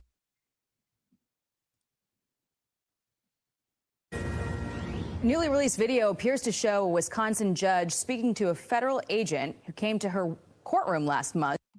Where's the prosecutor's opinion on the sentence? Why the silence? The prosecutors wanted 15. They asked for 15 to 21 months. That's what they said the recommended sentence was. That's what they asked for, 15 to 21 months. The judge didn't even give her probation. Like, not even probation. Nothing. Just nothing. Pay a fine. That's it. I would appeal the sentence if I was the feds. I'd be like, oh, no. This judge was biased. That's what I would do. Ugh. Okay, y'all. Have fun. Bye. All right, a series of bets. Take care. Be square. Have fun. What's up, Kofi? Thanks for stopping by. Huge anti-ICE demonstrations happening in Houston right now after ICE agents shot a driver trying to run him over. Well, oh well. Lost track of time. No problem. Wow, that's wild. If this all is possible, our judicial system doesn't work. It doesn't really work. It really doesn't. Never vote demon rat. They create problems and spend tax money to help solve the problems that they create. That's right. Remember, kids, it's okay to aid and assist criminals now. Make sure it's the right criminal. Yeah, as long as it's the right criminal, they're okay. As long as it's the right criminal, you're okay.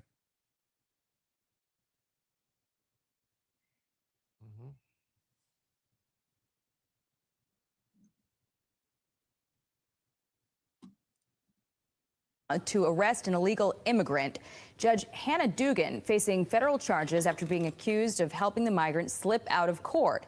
That video, released by Milwaukee County in response to an open records request, is now part of the evidence in the case against her. Senior correspondent Eric Sean following this story for us. Good morning, Eric. Hi, good morning, Jackie. Well, prosecutors say the video shows the escape, with the black-robed judge sworn to uphold the law, instead breaking it. Authorities say this video that you see right there was released by the county. It shows Milwaukee County Judge Hannah Dugan, they say, talking with ICE agents who came to arrest Eduardo Flores Ruiz. They say she was deliberately distracting the federal agents as Flores Ruiz fled through a side exit of the courtroom with his attorney that you see there. We're told by a person familiar with the case that it's not uncommon for attorneys and their clients to exit from that doorway when trying to avoid a conflict. The Diamond says the judge was telling the agents they needed a warrant to put Flores Ruiz into custody. According to court documents, the judge told Flores Ruiz that his attorney to use that exit from the courtroom. It's usually not open to the public, mostly used by the jurors. He is then seen running outside, you see there, from the courthouse for almost a block before he is eventually arrested by ICE agents. Flores Ruiz is charged in a domestic battery incident, accused of hitting his roommate 30 times and his roommate's girlfriend because they would not turn their music down. Officials say Flores Ruiz illegally entered our country from his native Mexico in 2013. He was deported but came back. As for Judge Dugan, well, she has pled not guilty to the federal charges of obstruction and concealing a person from arrest. Her lawyers say she was acting in her official capacity and has judicial immunity. But critics accuse the Trump administration of overreaching in this case by arresting a judge. The prosecutors say no one is above the law, and Judge Dugan, who traded her gavel for handcuffs, violated her oath, and they say for that, she should be held in account. Eric Sean, thank you for that. Appreciate it. Wow. That's crazy. So no jail time. That's horrible. 70% of. That is horrible. No jail time. That's just horrible. I'm guessing the old woman playing silently in front of an abortion mill is not the right one. Such a terrible justice example. Oh yeah, well that's the the Biden administration was locking them up. Appeal to who? The court in Madison? Those idiots probably pay her. No, appeal to, it's a federal court. It's a federal court. Appeal it to the 7th Circuit Court of Appeals. That's the 7th Circuit. It's a federal court. So appeal it up there. The judge clearly has a bias. He should have recused himself with what he said in the sentencing, where he said that she just opposed immigration enforcement, a view that's widely held by the public. Okay. Sorry, I'm still with 42-count felon in office right now. I don't care if you like it or not. Yeah, well, I'm with them. Name that video game. I don't know.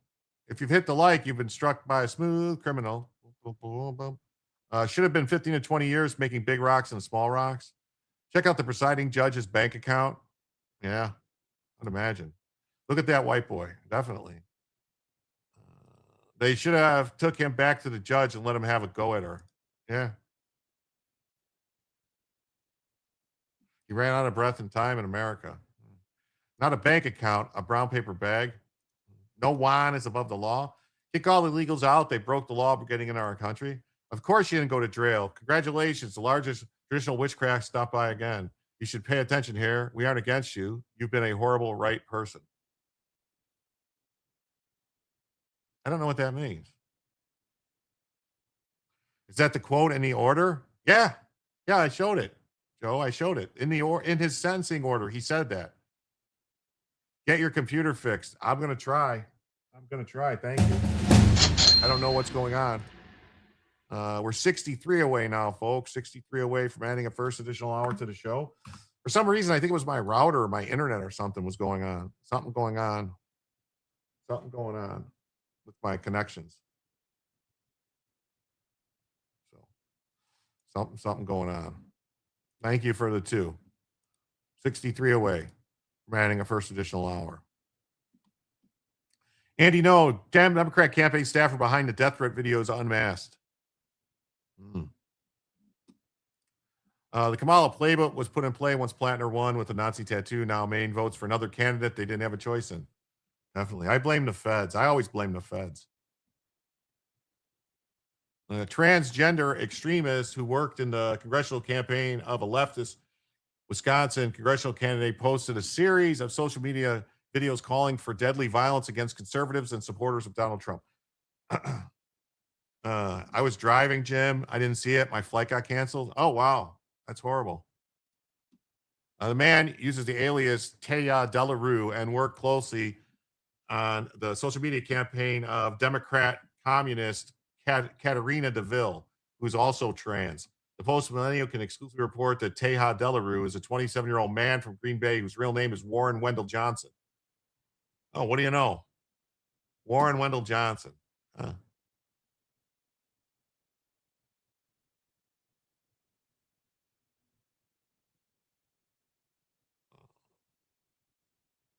Johnson posted a video of himself last week seated in front of a board bearing the words, "Kill your local Republican."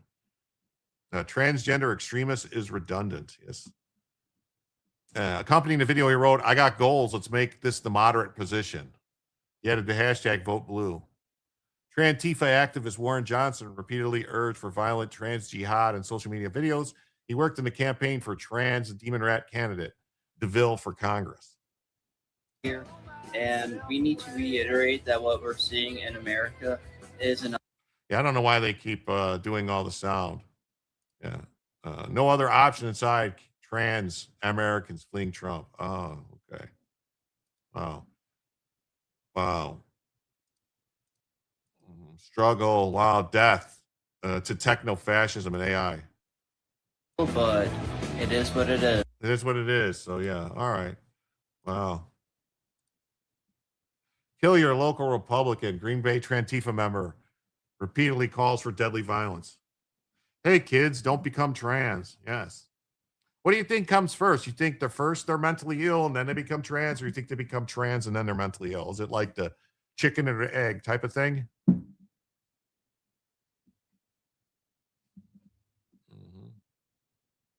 Hey, JimTellsYou here, and we're going to make this the moderate for the state of Wisconsin. Yeah, wow, the moderate position. Wow. So, in another video, just a reminder, we're going to do trans jihad. We're going a graphic feature, the trans pride flag, and a Hezbollah symbol. It's about making the oppressor, the bigots, the animals that make up MAGA. We're going to do it the reverse. We're going to make it so that they're the ones who have to walk down the streets in fear and anxiety.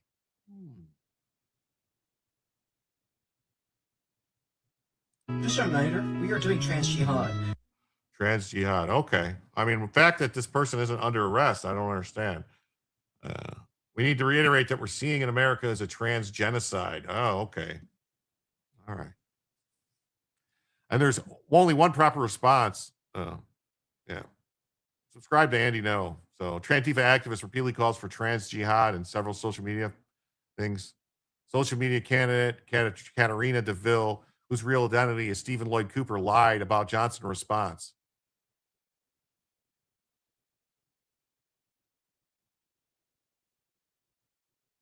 They're not affiliated with me in any way. I don't condone violence, but Cooper had elsewhere repeatedly acknowledged that Johnson was part of his campaign, thanking him for his help. Big thanks to Emma for having me on and for Telleroo for lining it up. I'm looking forward to a lot more live streams and podcasts. Oh, okay.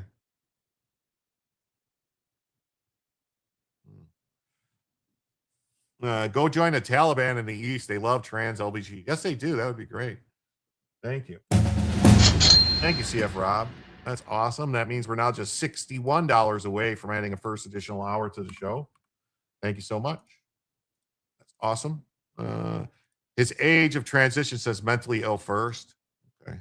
I think the mental illness comes first and it's encouraged to go too far. Okay. Lighten up, Francis. Yes, definitely. Tony, great to see you. Reopen the asylums. The buildings are still out there. Yes.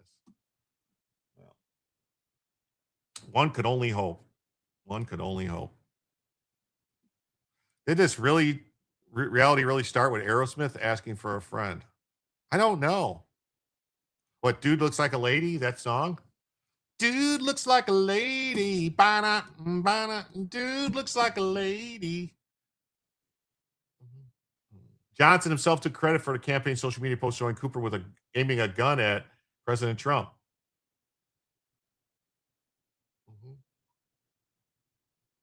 DeVille fights for you. Oh, what do you know? Cooper has a history of filling his campaign with extremists and all shielded under aliases. They include his trans campaign manager, Emma Nicole Embers, more commonly symbol. Look at these weirdos. They made guillotines for a reason. Oh. Johnson has been involved in Democrat politics, championing those who are communists and socialists.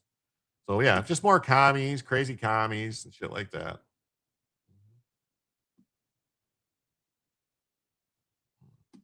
Crazy. Crazy. All right. And then a federal court blocks Florida law that bans woke institutions. This is crazy. Yes. Cheers. Is that bacon?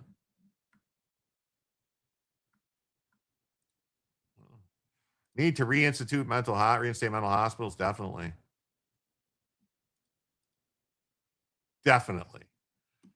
Definitely. So Florida court blocks law that bans woke instructions. Wow. A federal appeals court Tuesday kept in place a district court's preliminary injunction on a Florida law banning woke instruction at public universities. The 2-1 ruling from a 3-judge panel in the 11th Circuit Court of Appeals found Florida's assertion that it could control the speech of its employees, including college professors, to be a breathtaking assertion of power to ban unpopular ideas from public discourse. The state does have a right to choose what's taught at the schools. So, the very places the state's own statutes recognize as centers of inquiry. Judge Britt Grant, an appointee of President Trump, wrote the opinion and was joined by Judge Charles Wilson, appointee of Clinton. Florida seeks to strip public university professors and, by extension, their students of the ability to fully engage with ideas that are, for better or for worse, very popular in some academic circles. The state asks us to consider its rules a means of targeting discrimination. But hearing an idea you disagree with is not discrimination. It's an opportunity to come up with a better idea. The case was brought by a set of university professors and backed by the ACLU of Florida, of course, always. We're thrilled the court has stopped the erasure of topics that have real implications for our students. Yeah. Public education is paid by the taxpayers, so the state does have to say so. That's right. I think this is going to get overturned. I really do. Complex issues of racism in our country. It's always about racism. They always cry racism. Then they're going to teach the kids to hate the country. The ruling prevents Florida from enforcing part of its Stop Wrongs to Our Kids and Employees Woke Act, passed by the legislature in 2022. DeSantis pushed for the law as a bulwark against indoctrination. It bars professors from endorsing precepts of critical race theory, including 8 specific tenets. The law bans instruction that causes students to feel guilt, anguish, and other forms of psychological distress because of their actions, in which the person played no part, committed in the past by other members of the same race, color, or national origin or sex. This is about anti-discrimination. They're discriminating against kids for being white. Strip public funding. That's what I would do. The law supporters say they have sought to halt teaching that supports racial discrimination. while opponents in the legislature, mostly demon rats, contended it's really an attempt to quash candid teaching about historic racial horrors, including slavery and Jim Crow.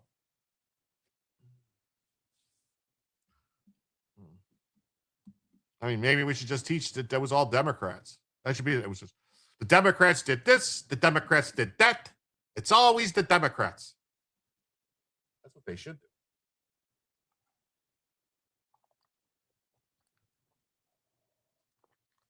That's how they should teach it. It was the Democrats. It was always the Democrats.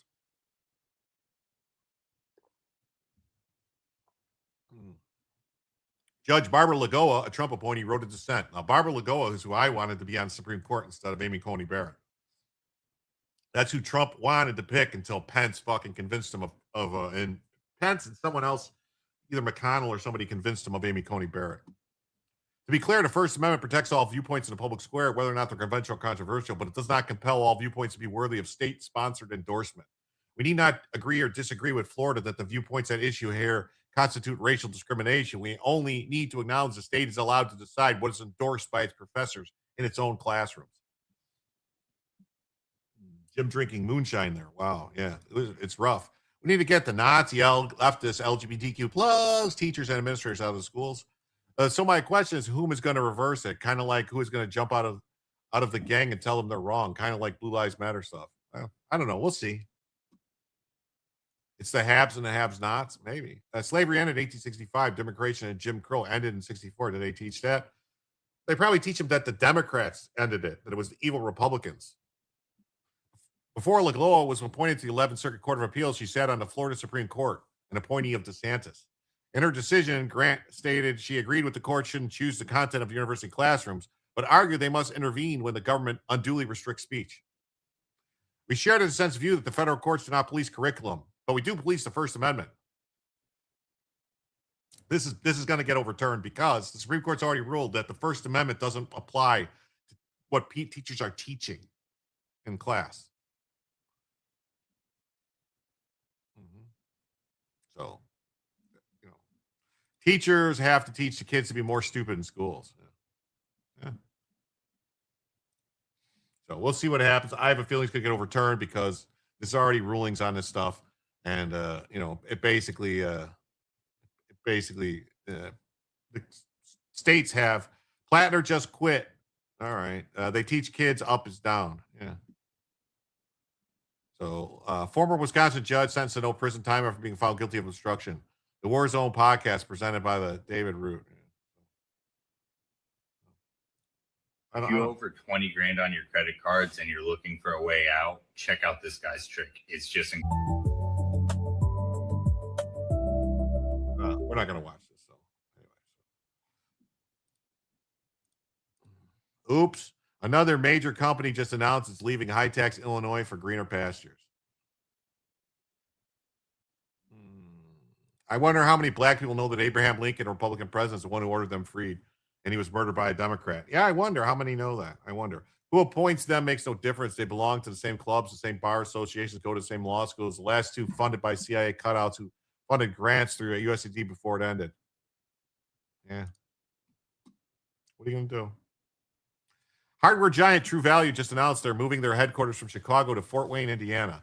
It's just the latest in an exodus of big business that has fled Illinois on the watch of Governor J.B. Fat Slob Prickster over the state's high tax and difficult business environment.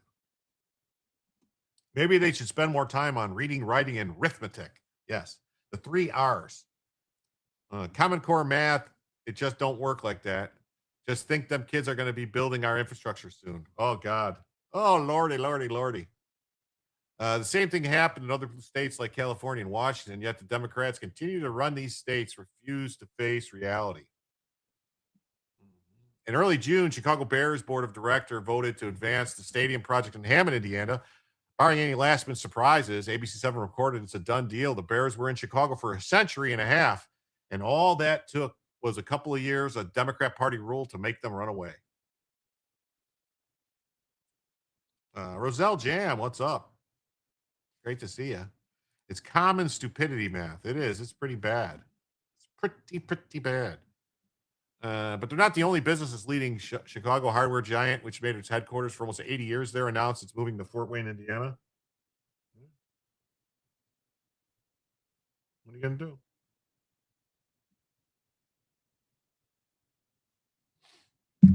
As the 4th of July nears, some bad news for the state of Illinois. Another major employer announced it's moving out of the land of Lincoln. The announcement marks the latest in a series of high-profile departures in Illinois under Pritzker. Major companies including Caterpillar, Boeing, Morton Salt. Wow, Morton Salt was always right there off of the 90 expressway in the city. You guys see huge piles of salt, the big thing. Wow. They actually got the salt from underneath Lake Michigan. Huge salt mines under the lake. Raised concerns about Illinois business climate and long-term economic competitiveness. Wow. After 78 years, True Value is bolting out of Chicago. Illinois Insider Mark Hespin here at the Capitol building, and as the 4th of July nears, some bad news for the state of Illinois. Another major employer has announced it is moving its headquarters out of the land of Lincoln. Do It Best Group recently announced it will relocate True Value's headquarters from Chicago to Fort Wayne, Indiana. The announcement marks the latest in a series of high-profile departures in Illinois under Governor Pritzker. Major companies including Caterpillar, Boeing, Morton Salt, Tyson Foods, and Citadel have all left while the governor has been in office and moved their headquarters out of the state of Illinois, raising continued concerns about Illinois' business climate and long-term economic competitiveness. Now, Senate Republicans continue to advance legislation aimed at improving Illinois' competitiveness, encouraging investment, and keeping businesses and jobs in the state of Illinois, like Senate Bill 3786, which would create a legacy tax credit to encourage businesses that are already headquartered in Illinois to remain and continue to invest in Illinois. That legislation hasn't moved anywhere in the Democratic-led Senate, and another business is on its way out of the land of Lincoln under Governor Pritzker. Illinois Insider Mark Hespin at the Capitol. Wow. That's crazy. Crazy. That's crazy. We got this. FBI Director Kash Patel boasts major national security wins. 113 foreign spies arrested, 4,800 cartel arrests, 850 active plots stopped. Indiana's kicking Illinois' ass. When will the idiots in Chicago finally wake up? I don't know. Like several Illinois governors went to prison for fraud. There go, look them up. Yeah, a whole bunch did. Like Jim Ryan, Edgar. What was his name? Something Edgar. Jim Edgar. Dan Ryan. Dan Ryan, Jim Edgar. Or is it Jim Ryan, Dan Edgar? I know Jim Edgar. I think it's Dan Ryan. Not Dan. No, not Dan. The Dan Ryan Expressway. What is his name? Something Ryan. Was it Jim Ryan? Something. I don't know. Edgar, Ryan, and Blagojevich. All three. Noise, thank you for your service. My brother was Navy as well. Oh, that's awesome. We need to take another look at the legality of surrogacy. Yeah, it seems, I like that. I like that idea. 113 active spies removed. The Federal Bureau of Investigation highlighted a series of law enforcement and national security metrics this week. What's to say? Bogdanovic Stindif. Well, you're thinking of Blagojevich. Every penny dropped from Illinois rolls towards Springfield. Yes. According to figures shared by the FBI, they've arrested 113 active spies. Oh, how many inactive spies? The Bureau also reported approximately 4,800 cartel-related arrests. They disrupted 850 active plots. A Copper Plattner step-down speech? Sure, I'll cover that. Nobody put it in the, nobody gave me a link for that. But I'll cover it. There's a war for our national security. The FBI is leading the charge. I can't believe they're playing this music. I can't play it because this is going to get clipped. I can't play it. It'll get hit for copyright. The figures underscores FBI's emphasis. Hey, Gundam, you want to get me a link for Plattner's step-down speech, Gundam? If you can. They're not minor statistics. These are huge wins for Americans. 113 active foreign spies taken off the streets. Communist China, other adversaries been running wild inside our borders for years, stealing technology, infiltrating universities, and embedding in sensitive positions. Counterintelligence arrests are up 53%. Thank you. 4,800 cartel arrests, thousands of narco terrorists, fentanyl traffickers, and violent gang members removed from American communities. The cartels that flooded our streets with poison, exploited Joe Biden's open borders, are finally feeling the heat. Wow. Going to listening mode. God bless the JimTellsYou. Thank you, Joe. Wow. With that, folks, we are now just $59 away. We're almost halfway there. We're $9 away from halfway. Is it going to be an early night tonight? Maybe. Could be. You believe the Mexican cartels paying people here in the U.S. to become corrupted, destroy us here? Sure, why not? Why not? A lot of corrupt people. About the hour, the 1% Demonists want to tax. They are, who are they going to do now? Tax the peons to move too? The only low IQers and useful idiots remain. Yes, it's terrible. 77% surge in cyber indictments means state-sponsored hackers and criminals are no longer operating with impunity. The FBI is American people. The FBI is, this is the FBI the American people elected President Trump to deliver, not the weaponized agency that spent years chasing phantom domestic extremists while Chinese spies and Mexican cartels ran rampant. That's right. That's how they do. That's how they do.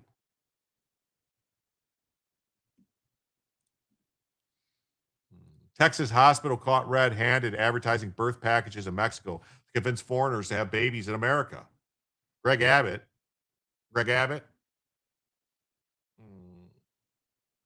It's an X link. Hope it opens. Where'd you post it? Did you post it in oh, here it is. Blattner, blah, blah, blah. Okay. Let me see.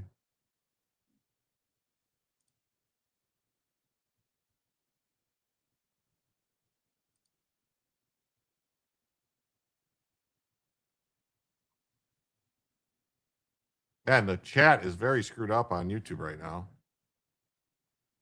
It's like way behind.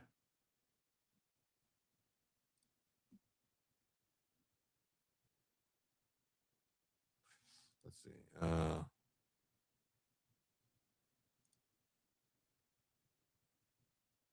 Okay. All right, we'll get to that in 1 second. Let's finish this story. You think you got to think like a cartel, Jim? Yeah, I do. What was that about Jimmy Hoffa? Well, they never found his body. Not going to bed, just redoing my bag. All right, no problem. No problem. So, Greg Abbott. Yeah, so they got like this. Come and do this. Yeah, check it out. A hospital in South Texas is under fire for trying to profit from America's ridiculous birthright policy, which was upheld by the Supreme Court last week. Fox News reported Mission Regional Medical Center has been caught red-handed advertising birth packages and billboards in Mexico. The hospital promoted delivery starting at $39.50 for a natural birth and $55.25 for a C-section. Wow. And directed viewers to a website, Have My Baby in Texas. Wow. The website's since been taken down. Moreover, the billboards are displayed a telephone number beginning with an 01. This is a country code used to place calls to the United States from Mexico. It looks like they got some. Looks like they got him red-handed. They caught him red-handed. All right. Okay, so we got two videos. We'll get to in a second. Thank you. I wanted revenge and retribution from the FBI too. Cash Patel folded. Okay. So the billboards, yeah. So the marketing materials regarding maternity services are no longer in use due to any unintended misunderstandings. That's what a hospital spokesman says. Texas Hospital confirms to Fox News it's behind the billboards. Wow. Birth tourism is a legal practice that exploits the hospitality of the United States and Texas offers to millions of foreign travelers each year. Texas Abbott directed them to immediately and thoroughly investigate the hospital. Any violation should be referred to the Attorney General for civil and criminal prosecution. My conspiracy is that Hoffa was the cameraman that got left on the moon when the lander took off. Oh, wow. Mitch McConnell in the hospital, wife gone to CCP means she's a spy for China. Yeah, I think so. I believe so. American citizenship is not for sale. Well, clearly it is. The governor said he plans to work with the legislature to strengthen state law and eliminate birth tourism. The whole situation could have been avoided if the Supreme Court would have just fucking read the law the way it's written. The court cared more about political correctness. That's what happens. All right, so here's Graham Plattner. I'm going to talk about his stuff. We got 2 different videos. This is an 11-minute clip. I don't know if we're going to watch it all, but we'll see.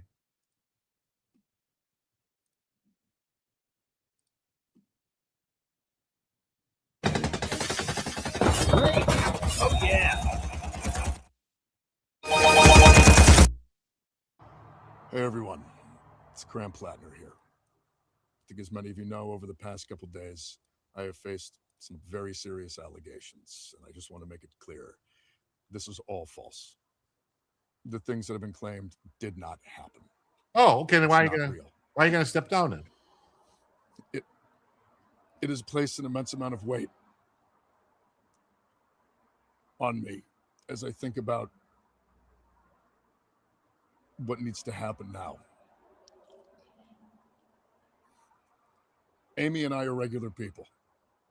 We were not looking for this experience. We were not looking to get into politics. We had no desire to run for office. I just want you to think about like what you would do as a regular person in a position where a much larger world, large forces were working against you personally to accuse you of the worst thing that a person could do, and it was not remotely true. Yeah, freedom isn't free. It costs $1.05. Yeah. I learned about this through press inquiries with no time to truly. Everyone here thinks Mitch McConnell's wife is a Chinese spy, okay? Everyone here does. Respond. No time for investigations before a corporate media system and the political establishment got to act as judge, jury, and executioner. Accusations are supposed to be the beginning of things, not the end. Yeah, it's the end. The end for you, buddy. I think it's really important to understand why this is happening in the timeline, why this is happening right now, much like October when the first attack started. Wow. Much like the first attacks. He's talking about the attacks on Israel, October 7th. Is he trying to somehow tie that in? The first attacks in October 7th attacks with Hamas. Is he tied to Hamas? 100%. Aren't spies supposed to be secret? Well, everybody knows. Everybody knows. Someone has to build the ships for China to send the ingredients to Mexico to make the fentanyl. That's right. 100%. Created the week before the primary. There is a reason that this is happening now. I only have until July 13th until I am officially the nominee. This was the last week to try to get me off of the ballot. And that's why this is occurring.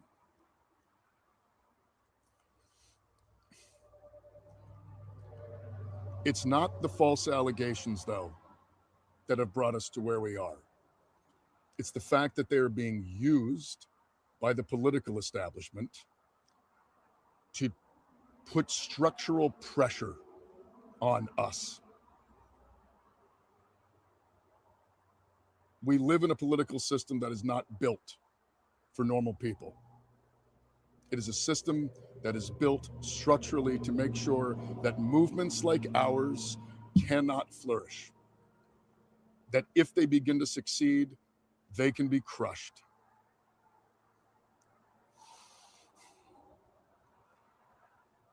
What we have accomplished here, you made possible. The people of Maine, the volunteers, the voters, the grassroots donors, and I have all the faith in the world that we could win if we could continue to harness that. But the brutal political reality is that they are going to take everything away from us. Those in power who have the ability to do so are using these allegations as an excuse to take away all of the things that we need to run a campaign.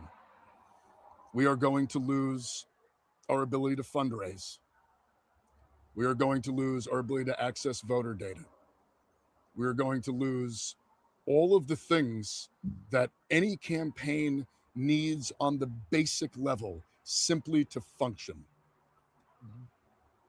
Larger organizations, the national level party, the bigger donor networks, they have all committed to spending no money in this race if I'm in it.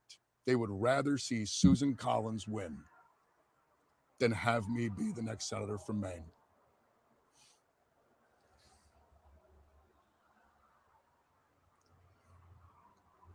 What comes next needs to come from the people. Needs to come from the people of Maine. Needs to come from the voters who on June 9th, at a strength of over 150,000, the largest number in the history of Maine primaries, said no to this kind of politics. Voted for a politics that would actually represent them. Voted against the political system, against the donor class, against the entrenched forces. And I'm not asking for Didn't he get all his how money this from fucking process is going to Soros? work. I'm not trying to dictate to anyone who it should be or how we get there, but I will say this. It needs to be open, transparent, and democratic. It needs to be reflecting the will and the values of the people that built this movement, the people that showed up on June 9th. People in D.C. need to stay in D.C. Decisions should not be made in back rooms by people in places of political power. Party apparatchiks are not the ones to make these decisions. He's These a decisions communist need and he's to be against made party in the open apparatchiks. by the people of this state, the people who got us here. This is exactly the kind of political system that everyone voted against on June 9th. And for that reason, we need to be assured that it is going to be open and democratic as we move forward. Yeah. They're bitching, ignore them, run. Run. Amy and I struggled about getting into this. Last summer, right around this time of year, we sat down and we looked at each other and we said, if we believe in the kind of politics we think that we do, we have to do this. Over the past couple days, really yesterday and today, we have had to have that exact same conversation.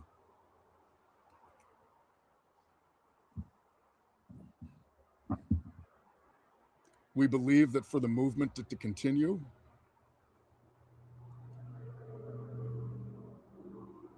it can't be me. And for that reason, He cries. He's a puss.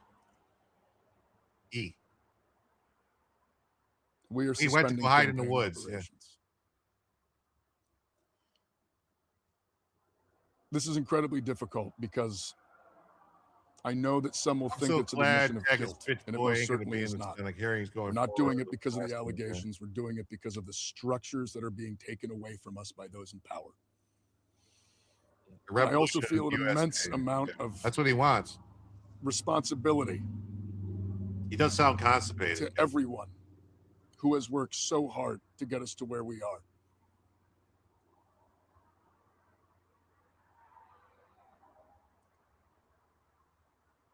We went toe-to-toe with one of the most entrenched political systems in the history of the world, and we won. Really? Huh. We beat them on June 9th in overwhelming numbers. We did it the right way. We built a campaign. We engaged in electoral politics. We motivated people. We banded together. We did it the way that we were told we are supposed to make change. And we won. And now they are not going to let us have it. Not if it's me. And so we're suspending campaign operations. I want to make clear, though, thanks, I Wild intend to file If this my is winning, paperwork I to wonder what withdraw. losing it looks like. Yeah. The process needs to assure that what comes next is reflective of the Mainers who on June 9th turned out and showed that they are desperate for a different kind of politics. Okay. I don't know. It needs to be driven not from back rooms, but by the will of the people. And the decisions that come next must come from that. All we were asking for was health care, was to end the genocide, to use our taxpayer dollars at home to uplift our communities instead of waging war overseas. We were asking for a fair system. We were asking for an end to the corruption, the end to the money in politics. We were asking for real democracy, and we did it the right way, and we won. But now the ball is in the court of the Democratic establishment. My name might be on the ballot right now, but that ballot line belongs to the people of Maine. And on November 3rd, it needs to belong to the people of Maine. And the next Democratic senator. Yeah, he pretty much ran unopposed, Kimmy. Because what's her face withdrew. The governor of Maine withdrew for some reason. It's very weird. I'm like, something's really weird's going on. I said that when it happened. I'm like, why would the governor of Maine say she's suspending her campaign right before the primaries? I'm like, something weird's going on. Free healthcare, stop the genocide. Greta's dad seems upset. Yeah, totally. Greta's dad's upset. Yeah. Friendly fire would have been justice. Yeah. Frenchman was what I meant. Okay. We could play this at 1.5 speed. All right. Well, I guess I could try. For Maine needs to belong to the people of Maine. They need to reflect the will and the values of the people of this state. I love this state. I love Maine, and I love Mainers in ways that I can't really describe. I'm immensely proud of what we have built, and I have the utmost faith that we will continue to build, and we will continue to move towards a better future. From the bottom of my heart. Seems like he's on meth. Thank you. Wow, look at him. He's tweaking. He's tweaking out. Keep fighting. We're going to win someday. We're going to win someday, but not this day. All right. And then we got this. Maine Democrats. Looks like Maine Democrats, the organization that runs the Democratic Party in Maine, they released a short video statement. They just put this out moments ago. This is their executive director, and I haven't been able to listen to this myself yet. We just downloaded it and put it into our system. Let's play this out. This is their statement on the future of the Maine Senate race. Hi, everyone. I wanted to provide you all an update on the U.S. Senate race here in Maine. As you know, the Maine Democratic Party has been working around the clock to develop a process to replace our U.S. Senate nominee that is open, inclusive, transparent, and fair. Inclusive. The integrity of this process is just as important as the outcome, and we are committed to ensuring that Democrats across our state can have confidence in both. Unfortunately, Graham Plattner's team has repeatedly reached out to us in an attempt to put their thumb on the scale of what this process looks like. We have repeatedly reiterated to Graham Plattner's team that they have no role in determining our next Democratic nominee for the U.S. Senate, nor in determining what this process looks like. We have also reiterated that Graham Plattner must drop out of this race so that Democrats in Maine can focus on defeating Susan Collins this November. We look forward to making this process public as soon as Graham Plattner formally withdraws from this race. So we just got that. Yeah, we just got that into the newsroom. They just posted that on social media within the past hour here. That was Maine Democratic Party Executive Director Devin Murphy Anderson. And in there, a couple of things really caught my attention. She said that Graham Plattner's team has repeatedly reached out to us in an attempt to put their thumb on the scale of what this process looks like. We we'll be waiting for any and all official statements that may come from the Plattner camp. It's also interesting in there, they said that they've repeatedly reiterated to Plattner's team that they have no role in determining the next Democratic nominee for the U.S. Senate. Of course, why is this so important? Why is everybody putting so much attention on this race in Maine? Aside from the scandal, this will very much have a major impact in deciding who will control the Senate as we get closer and closer to the 2026 midterms. It's not only the balance of power in the House, it's the upper chamber as well. And Susan Collins, the incumbent Republican, certainly, unclear who exactly she'll be facing off against. Yeah, unclear. Oh, so you got this is a Fox. Who is this, Fox? Oh, you're it's very important to you guys, huh? Very important that Susan Collins loses, huh? Who wants to move next door? The West Virginia town fires entire police force after chief resigns. Sergeant alleges evidence room break-in. Wow, you don't say. You don't say. Top police unit why blue officers are leaving for greener pastures. A bunch of maniacs. Doesn't Tucker live in Maine? Maybe the Dems will choose him. That would be funny. Could ask her if he would go to drinks with me, OJ, and Cosby. Okay. All right. McConnell's wife moving to Maine to represent the CCP in the Senate? Could be. Yeah, who knows?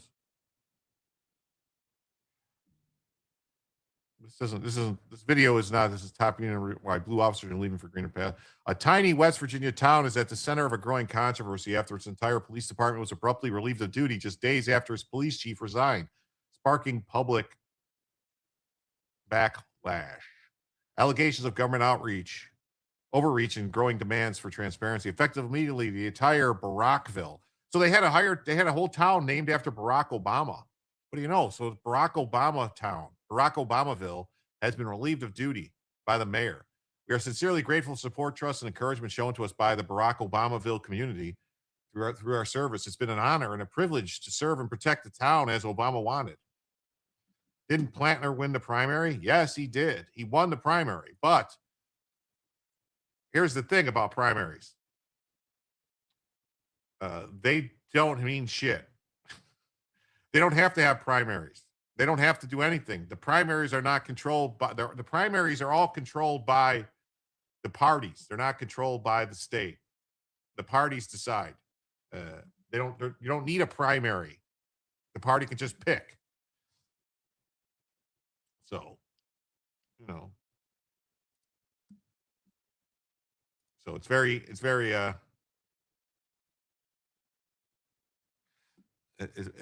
very, people don't really realize that too much. So, former Barackville police chief Zachariah Freeburn. He's a Freeburn, yeah. Darn funny, ain't it? Yeah. Now they're gonna pull a Kamala. I was hoping Plattner would have made the Dems sweat a bit more. Yeah. Does anyone like mocha drinks here? I love mocha. Wasting away in Barack Obamaville. Yes. And the announcement stunned residents and marked the apparent collapse of the small department just months after officials celebrated hiring a new chief to rebuild the agency. In December 2025, the department announced Zachariah Freeburn's appointment as the new full-time chief, highlighting his graduation from the State Police Academy. We look forward to continuing to rebuild and strengthen our department to better serve our community.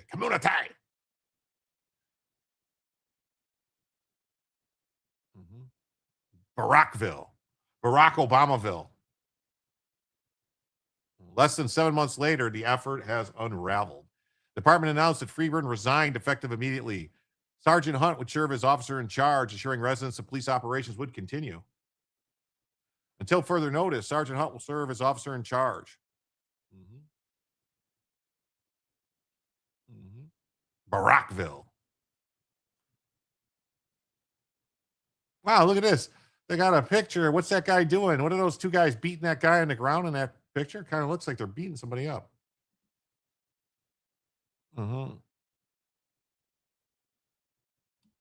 Instead, the department was relieved of duty itself. He wrote, the department was dismissing officers' his account of why he stepped down.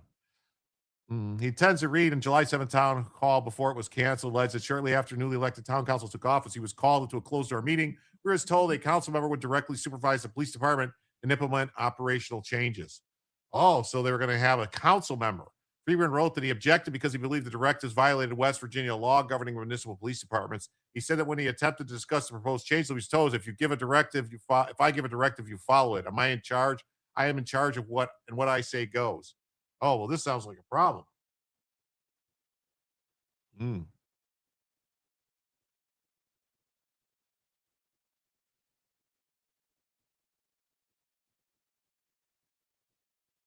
He described the situation as creating what he believed to become a hostile work environment and said those concerns ultimately led to him to resign.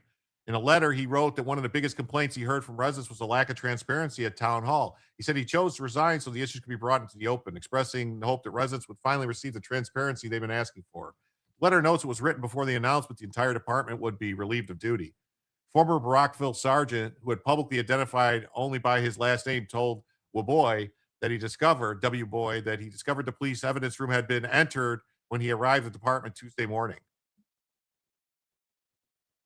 Hunt alleged town officials previously discussed conducting an inventory of the department without officers present. He also claimed that during a meeting with Mayor, the members of the town council acknowledged taking a set of police keys.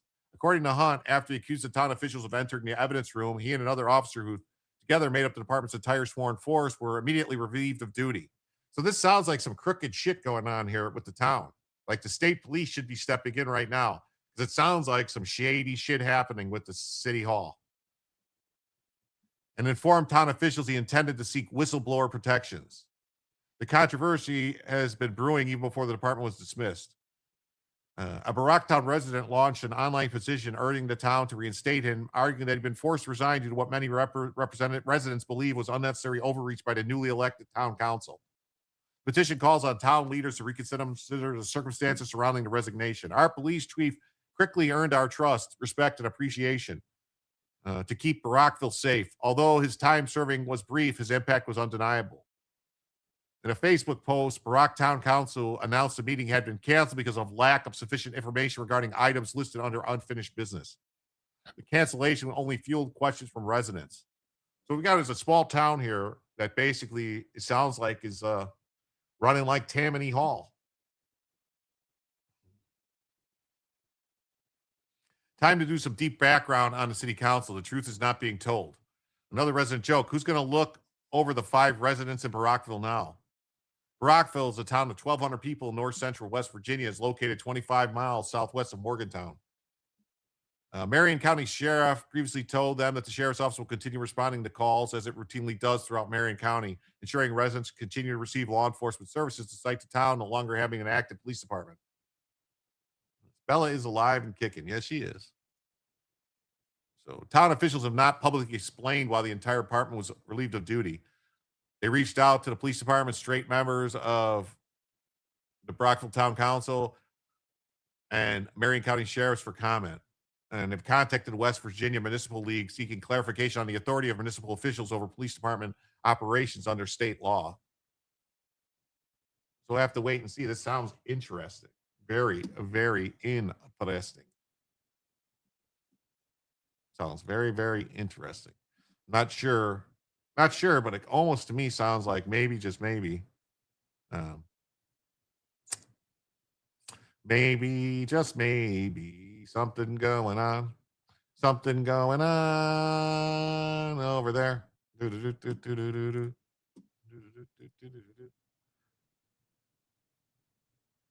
Something going on.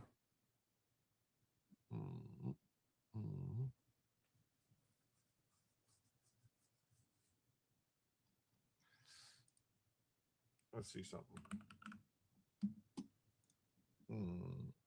Got this story. Tennessee conductor fired after telling July 4th passengers America's the greatest country. Critics should leave. Oh. I bet Barack Obamaville will be a ghost town in 5 years. Sounds like it. Not gonna. Greg Gutfeld slammed Sonny Hostin's unsafe around American flags claim. Oh, this is interesting. Hi, I'm Adam, and I made an appointment with Lifeline Screening to get my arteries get your arteries examined.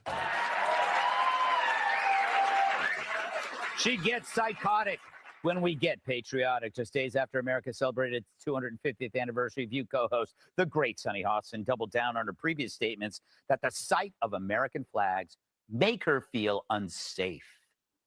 I said this on this show many, many years ago, because this is my 10th year on the show, and I said there are times when I walk into a community and I see American flags all over the community, and I suddenly feel unsafe because there is a section of this country that has co-opted the American flag, and they equate being an American or an American flag with white supremacy.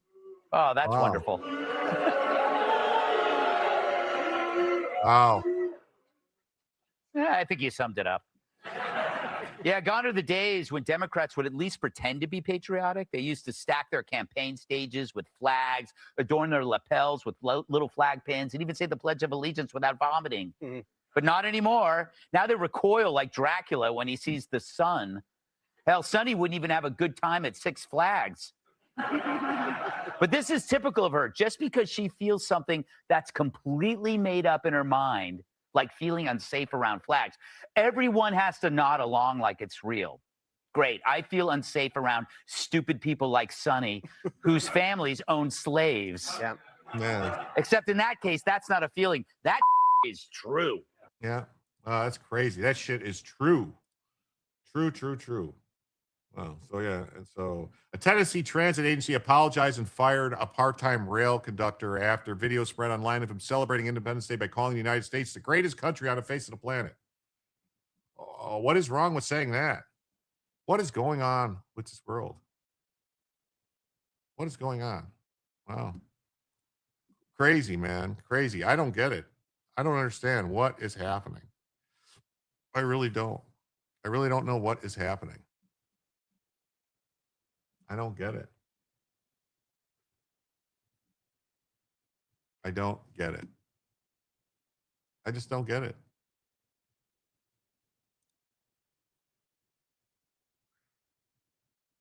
Oh, I just don't get it.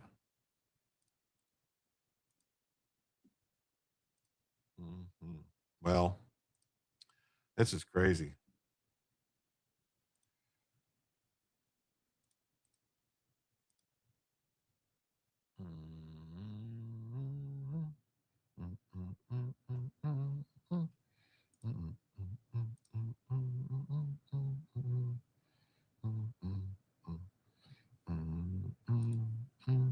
Located affiliate reported Monday that the part-time instructor was fired after a TikTok video posted by him saying, "To the very few Americans in here, happy Independence Day.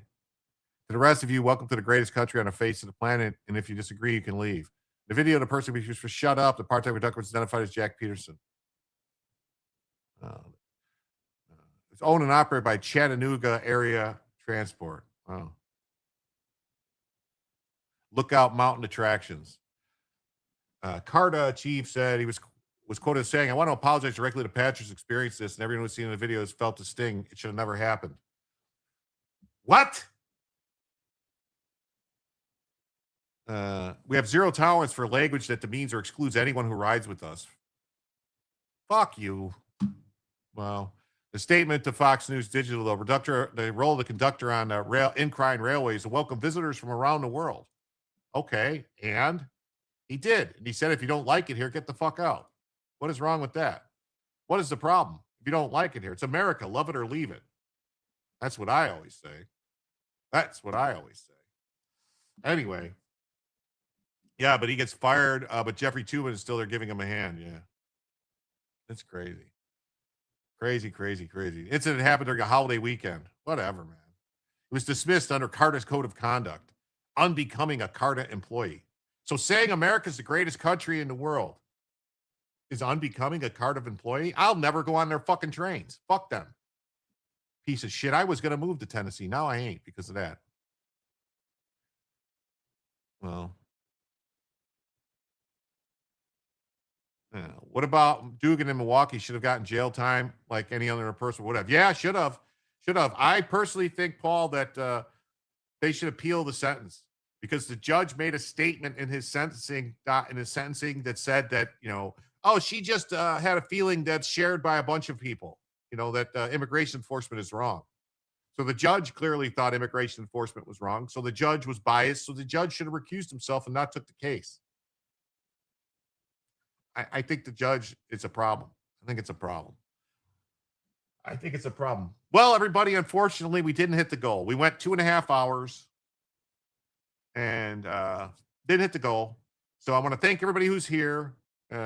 Please ask you to come back tomorrow at 7. We'll try again. Thanks for being here. And please remember to hit like, please subscribe, and come back tomorrow for Jim to tell you the news.